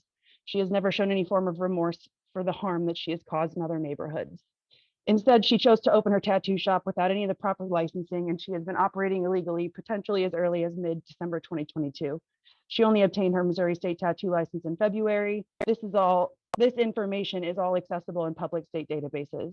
I do live in the neighborhood, and I'm concerned about the type of people who visit or obtain employment in this tattoo shop and whatever other types of business they may be conducting out of the tattoo shop under the guise of tattooing. Cherokee Street has no shortage of above board tattoo shops that do not tolerate abusers or sympathizers.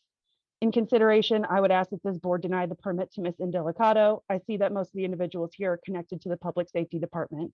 So in closing, I would ask that each of you think of the public safety ramifications of allowing this tattoo shop, with all of its ties to organized crime, violence towards women, drug trafficking, and gun trafficking, to open in a neighborhood that already struggles with violence. Thank you again on behalf of myself and the countless other victims to speak on the issue at hand. Thank you for your testimony. I'd like to open the floor up for questions or comments from any of our board directors.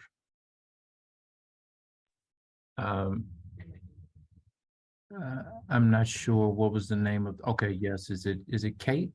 Is that It's how you- Emma. Sorry. Okay, so I appreciate your testimony. And out of respect for anyone who might be a victim of any of the crimes that you have stated, were any of the issues that you noted prosecuted against the parties in particular associated with this establishment? The only thing I can comment is that there are currently ongoing open investigations. If there is more evidence needed, I'm happy to provide that off of public camera and away from Ms. Indelicato and anybody she may have on here supporting her. So currently no prosecutions and or convictions for the alleged incidents that you've noted? To my knowledge, no. I did not double check with my lawyer before speaking today. But there are open investigations. Thank you. Thank you. Other questions from our board directors?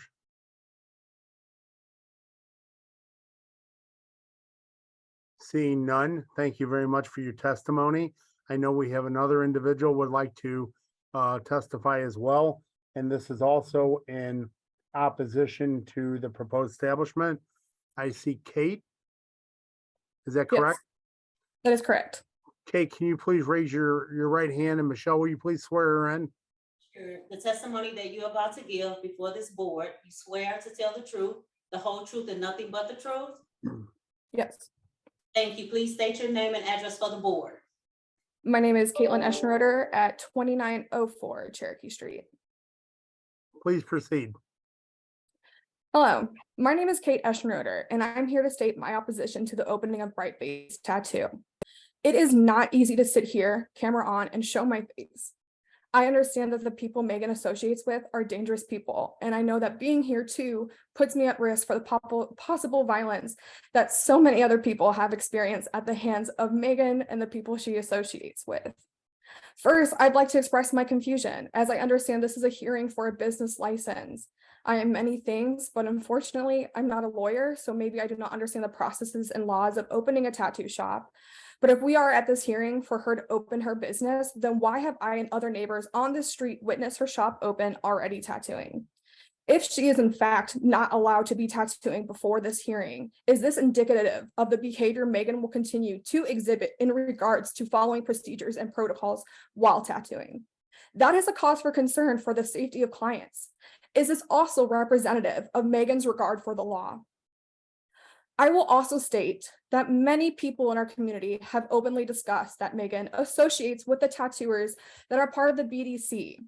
BDC standing for Beat Down Crew. Others have stated that Megan allegedly even has a tattoo with BDC on it. The people in this crew have also allegedly physically assaulted and sexually assaulted people in our community. Friends of mine who are too afraid to speak in this hearing were affected by these people. Megan furthered harm by harassing these victims into silence. Folks who wanted to speak out when this information was coming to light in June and July of 2020, when the businesses in the Grove, Parlor, Takashimi Records, were confronted that their owners were a part of this group, and they were silenced out of fear that Megan caused. She did this by finding victims on social media or finding their numbers and contacting them, harassing them. When I see Bright Face Tattoo, I see a threat to the Cherokee community. I see a seriously scary opportunity for dangerous people to gain a foothold in a community that is prospering without them here. We do not need these people to take away from this community. When I see Bright Face Tattoo, I am reminded of tears my friends have cried and the hands that I have held while they're processing the loss of their autonomy over and over and over again for the rest of their lives. Friends who will never feel at home in their own body again. I see the person who did not protect the victims at the hands of her. And you know what? It's really ironic that this is all about safety and making this community better, because that is not any of that. When I see Bright Face Tattoo, I am reminded of my own sexual assault story. Was I sexually assaulted by the men she associates with? No, I will clearly state I was not. But trauma lives on in small and big reminders. And when I see Megan and this shop, I am reminded of the holes that nothing in this life can fill. Holes in my soul that were stolen from me when I was sexually assaulted. I do not support the opening of this business. It fills me with a deep fear to even speak out on this issue. And I fear that myself, my home, and my property could be in danger for simply appearing here today. Please do not take these fears lightly, and please take them into consideration. I know that there are many people who have sent in emails to Michelle Knox who were too afraid to show today because of the people that she associates with. I've lived on this street for 5 years. I love this community. This is my home. We do not need these people in my home. And that is for the safety of this community. Thank you. Thank you for your testimony. Are there any questions from any of our board directors?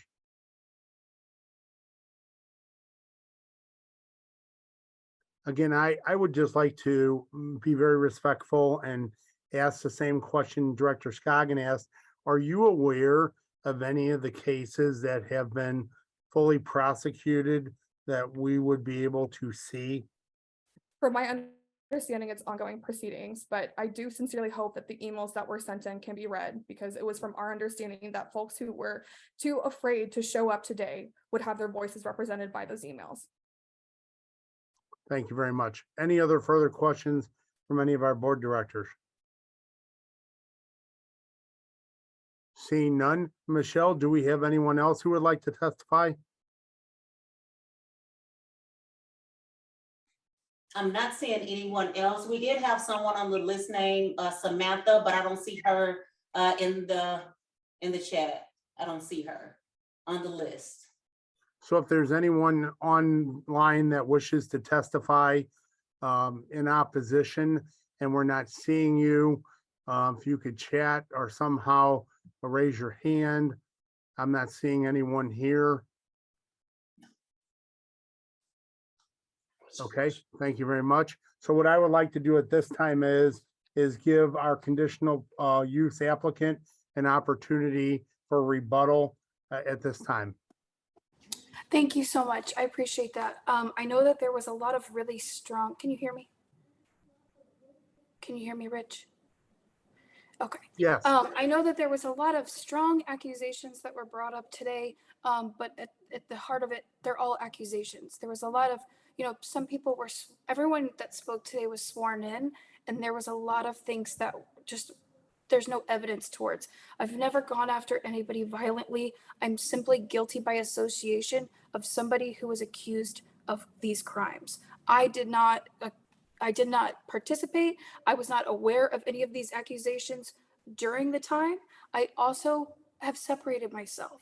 Like once those accusations came out, I got in therapy. I separated myself from the shop. I have zero connection to any of those people. And I know what I'm doing is right. I believe in myself. I believe in what I have my intentions for a business, for Brightface. I don't want anybody to think that I stand for sexual assault or, covering anything up. It's the opposite.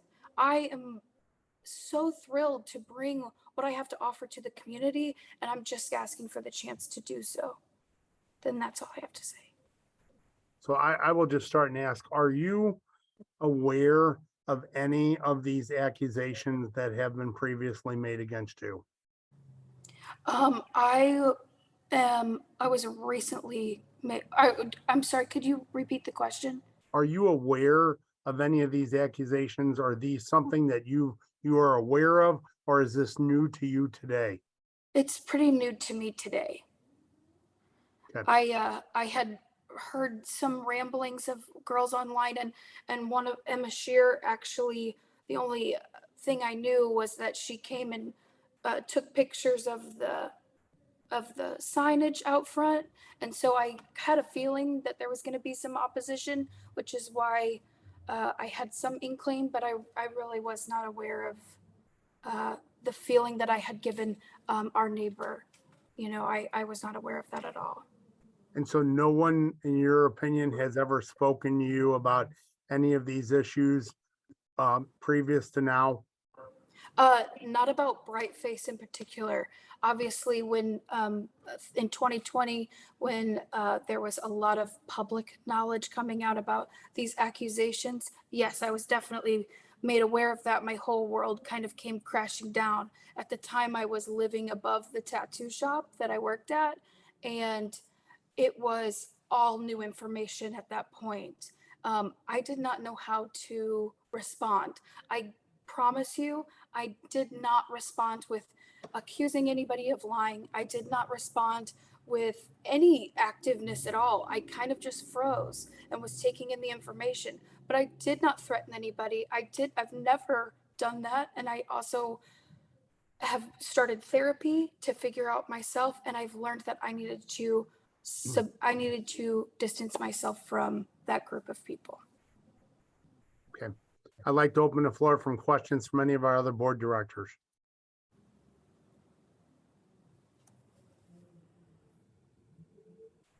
Seeing none, thank you very much for your testimony. The matter concerning hearing number 8273 is now closed and submitted.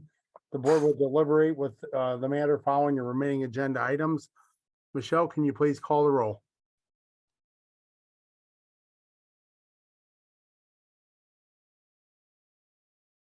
Michelle, you're muted. Thank you, President. Director Coyle? Director Davis? Present. Director Hayes? Aye. Director Scoggin? Present. Director Scobie? Here. Director Williams, Here. President Bradley. Here we have a quorum. I'll call a meeting in order. Regular business. From the president, recommendation that approval be given as follows. Memorandum of Understanding, Maintenance of Drainage Facilities along Hall Street Agreement. Entered into by and between the Metropolitan St. Louis Sewer District and the City of St. Louis by and through its Board of Public Service to construct drainage improvements along city-owned Hall Street from Adelaide to Riverview Drive. Supplemental Agreement number 5 to PSA number 1244, Environmental Consulting Services, St. Louis Lambert International Airport with TRC Environmental Corporation. This supplemental agreement is in the amount of $250,000. Letting number 8756, reconstruction of Taxi Lane Charlie from Taxiway S to Taxiway G, Project 1 at St. Louis Lambert International Airport at an estimated cost of $20,074,700 to be paid from ordinance number 70410. From the Office of Special Events, request that the following be approved, subject to certain conditions. There are 9 special events to be declared as festival zones. Number 1, Connection Block Party will take place on Haven Street between Virginia and Vermont on April 19th, 2023 at 10 a.m. to 5 p.m. Number 2, Frizzy by Nature Fairground Market Community Kickoff will take place at Fairground Park on April the 22nd, 2023 at 7 a.m. to 5 p.m. Number 3, Earth Day will take place at Forest Park on April 22nd and 23rd at 11 a.m. to 5 p.m. Set up and tear down will be on April 20th at 7 a.m. through April 24th at 5 p.m. Number 4, Evangeline's Crawfish Festival will take place on Washington Avenue from Euclid to Olive on April the 22nd, 2023 at 11 a.m. to 8 p.m. Set up and tear down will be from 8 a.m. to 10 p.m. Number 5, Laura's Run for Kids will take place at Internal Flame Park and downtown streets on April the 29th, 2023 at 8 a.m. to 11 a.m. Set up and tear down will be from 6 a.m. to 12 p.m. Number 6, Microfest Live for Life will take place at Forest Park Upper Muni Lot on May 6, 2023 at 8 a.m. to 9:30 p.m. Set up and tear down will be on May 5th, 2023 at 8 a.m. and on May 6, 2023 at 5 p.m.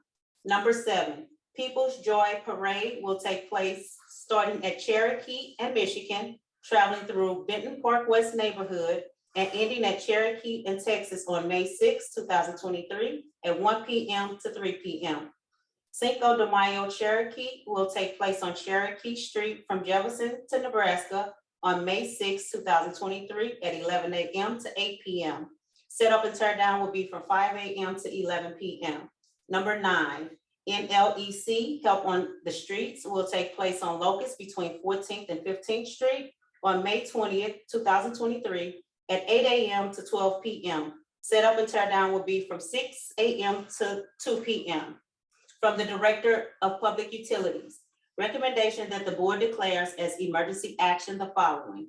All labor, parts, and equipment to isolate, clean, inspect, and make repairs as needed to wet well number 3, traveling screen machine. The estimated cost of this work is $81,903.13. From the Director of Parks, Recreation, and Forestry, recommendation that the following be approved, subject to certain conditions. Application number 131464, request from Counter Public and artist Jordan Weber to encroach a temporary sculptural installation at Memorial Plaza's green space located between Market, Chestnut, South 18th, and North 17th Streets. From the Director of Public Utilities and Street, joint recommendation that 2 applications from AT&T be approved, subject to certain conditions. Application number CM23-0034 for 1401 Locust Boulevard. Number 2, application number CM23-00035 for 1400 Washington Avenue. Joint recommendation that 1 application from Charter be approved, subject to certain conditions. application number CM23-00025 for 718 North Grand. Joint recommendation that one application from Everstream be approved, subject to certain conditions. Application number CM23-00032 for North Beaumont Street and Olive Street. That concludes our agenda. Thank you, Michelle. Let's handle hearing number 131434 for 315 Primo Cannabis, 5501 Chippewa Street. We heard from our zoning plan examiner that after the inspection today, the two conditions in question, 15 and 17, were resolved, and that no other of the 20 conditional uses conditions on that permit were in violation. We heard from a number of people in opposition. We heard from a number of people for, and we heard from our conditional use permit holder. I think the conversation here needs to be coined around the fact that a conditional use is a zoning permit on private property and adjacent right-of-way. And so the only thing to me that would even lead close to the issue of the street and the parking and so forth is the nuisance condition, which is number 20.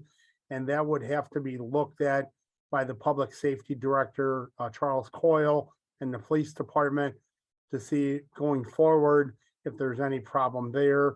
Very possibly, Director Williams, you and your staff may put an eyeball on this to see if there's anything parking wise that might help the neighborhood. But it seemed somewhat clear to me that the conditional use permit holder seemed very interested in working with the neighborhood, trying to reach out, trying to talk to them and see what could be resolved with the business. So those conditions have been cleared. And with that summary, I'm going to open the floor up for discussion from the board directors. This is Ray Hayes. There was a great deal of candor on both sides. Respectful but pointed. And from what I gathered in reviewing both sides of the matter, it sounds like there's going to be good faith effort from the conditional use holder. This board is tasked with the responsibility to see if the violations have been rectified, which in fact they had to date. And I will go for a motion, but I don't want to stunt anybody else if they have something else to say. Okay. Other commentary? I had something to say. You know, it's obvious that there is conflict and issues here that the residents and the proprietor of this business need to work together to resolve.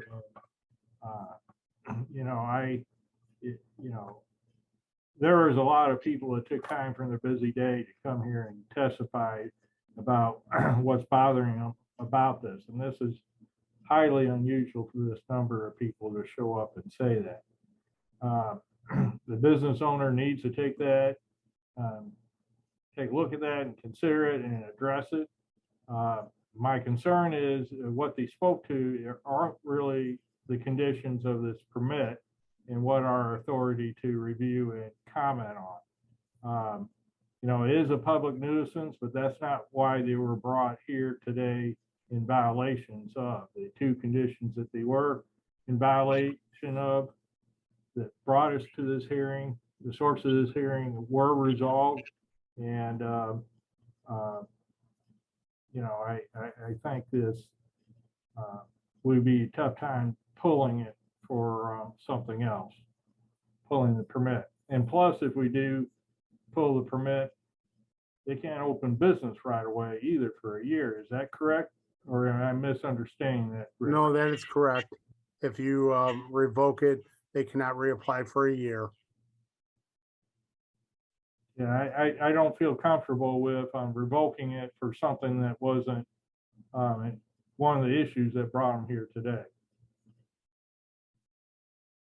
Other commentary from other board directors? President Bradley, the nuisance that you brought up as being a potential area that can be resolved in the future. My understanding is that's not related to what brought us here today. So would that be a suggestion?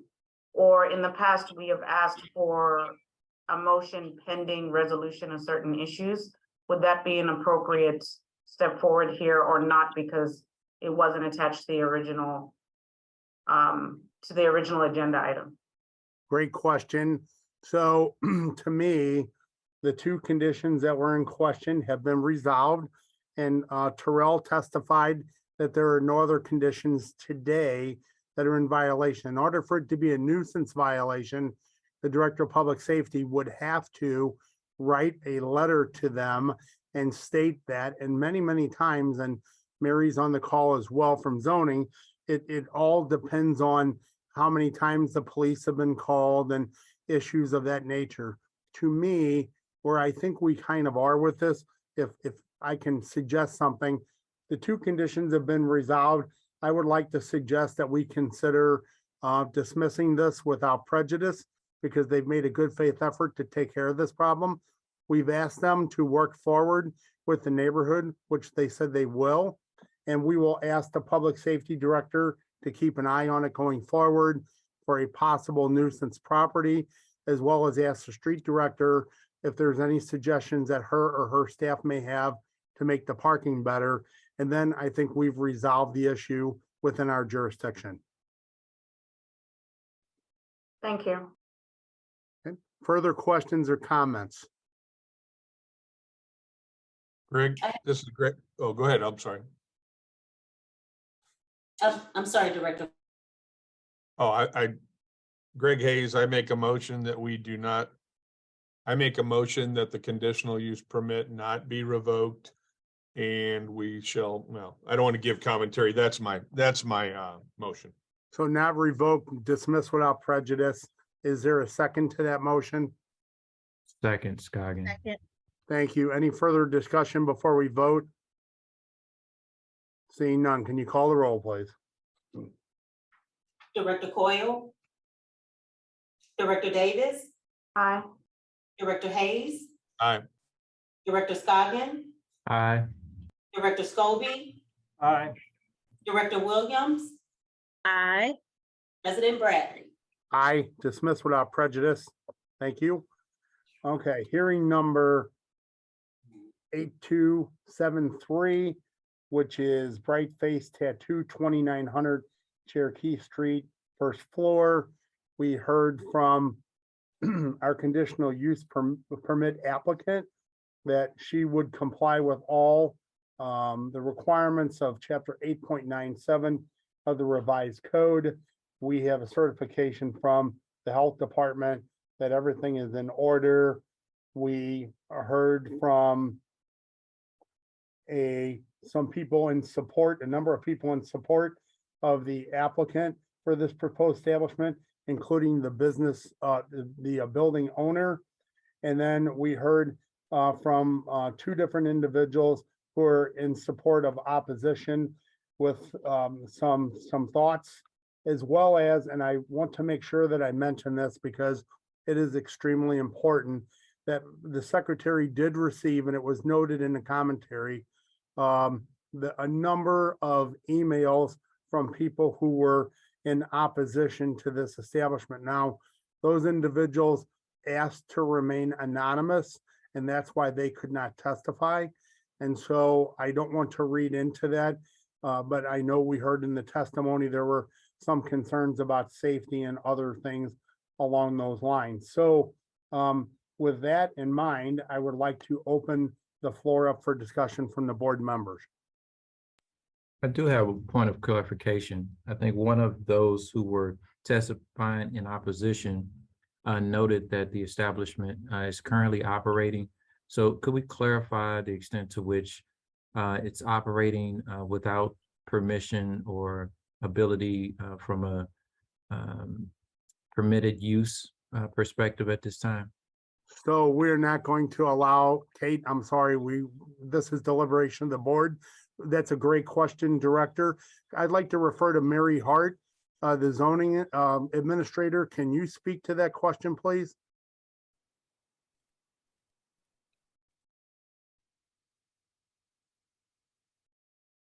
Mary, you're muted.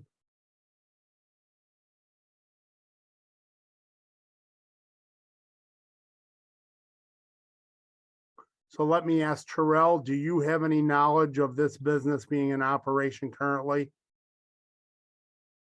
Okay, President Bradley, there is a conditional use permit issued for the operation of the tattoo parlor. But of course, before you start operating, you have to have your licensing in place as well. So maybe they didn't understand that. I don't know how they missed that component and started operating. Maybe some folk don't know that. I don't know. But anyways, yes, they do have conditional use approval, and perhaps they mistook that as a green light to go ahead and start operating, which they shouldn't have. They should have gotten the conditional use permit and of course gone through this licensing hearing. And so the conversation is that it takes a conditional use permit for the business. It takes a licensing, which we're doing today, before operations should commence. So the commentary is that the business is operating. I heard dates back to December. I believe the conditional use was issued in January and the licensing is today. So without Mary being able to speak on that, Director, I think we understand that the business is operating today before it has licensing. Okay, thanks for that clarification. Further comments or questions from any of our board directors?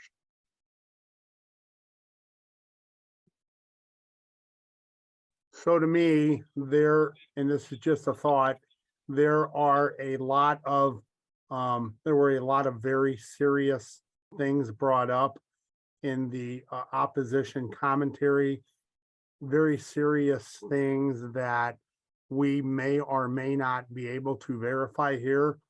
On one side of the coin, we could approve the business and monitor the conditional use to see what happens going forward. We're always at liberty to have it inspected, do a revocation hearing, and revoke as needed.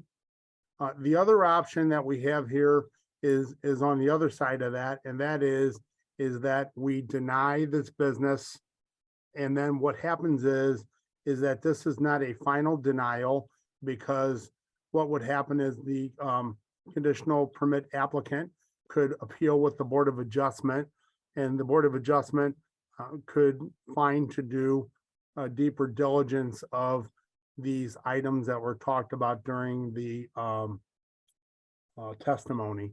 So those are our options today, and I'm open for suggestions from anyone. I feel like there are two sides to every story, and this one seems concerning to me.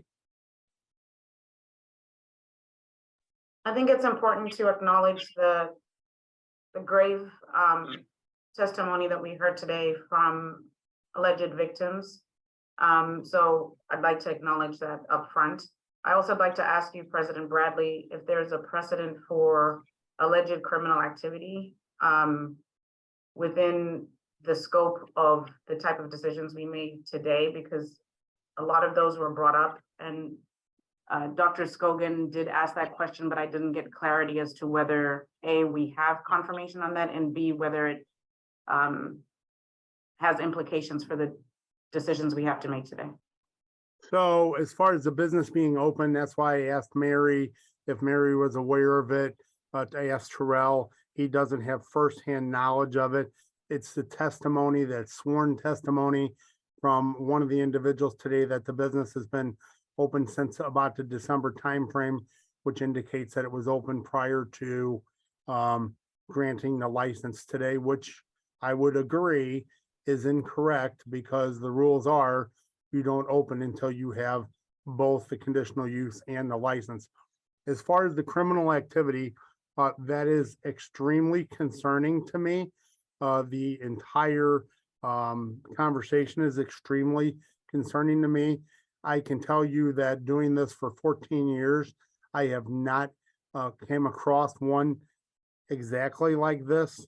And this one is somewhat, well, is very concerning to me. And so that's why I said, if we really felt like, you know, we wanted someone to do more diligence on this, it would probably be a great suggestion to deny it and allow the applicant to prove their case to the Board of Adjustment. Thank you. Yes, ma'am. Further discussion. Yeah, Rich, I'm a little concerned. It's, you know, the allegations are very serious. As far as I could tell or understood in the testimony, there has not been any convictions or evidence. I also am concerned about the anonymous messages. Those are, you know, it's hard for me to put what weight on there. And I understand the reluctance of not wanting their name and being associated with it. But then on the other hand, for the accused, they, you know, they can't protect themselves or address for something that is anonymous. And I find it very difficult to come to a conclusion today with what has been presented. You, Rich, said you've been doing this for what, 13, 14 years. I've been doing it a little bit longer. I have never heard of this. I've, you know, particularly in the initial hearing. And so those are my thoughts for whatever they're worth. Thank you, Director. Further comments or questions? So I first thank you to everyone that have shared, given testimony here today. You know, I think it's such a gray area here for us to make a decision at this moment based with so much in the air. So I agree that I'm not sure that I totally support denying, but if it's a way that we can get more information, this can be cleared up some, we can get some concrete facts, we can get some concrete dates to when they actually opened the business, how long they've been operating without this official permit today.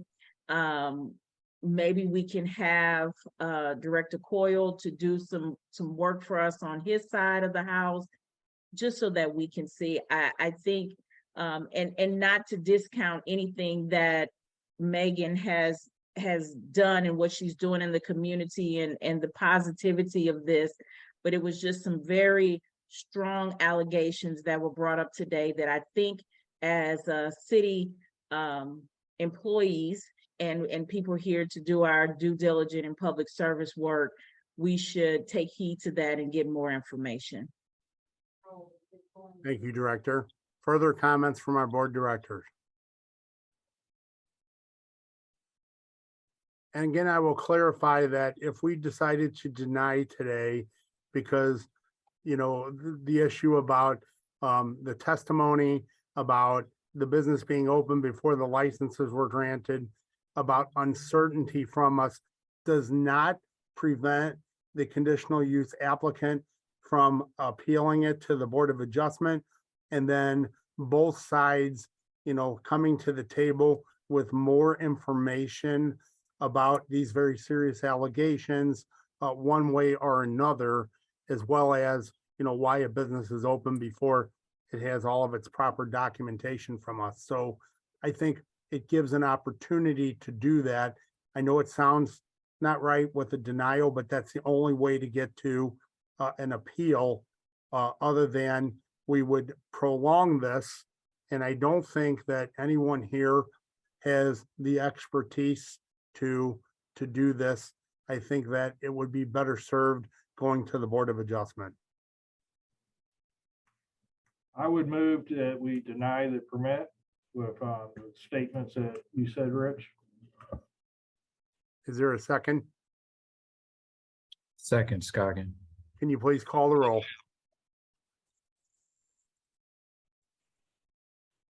Michelle, you're muted. Director Coyle? Director Davis? Aye.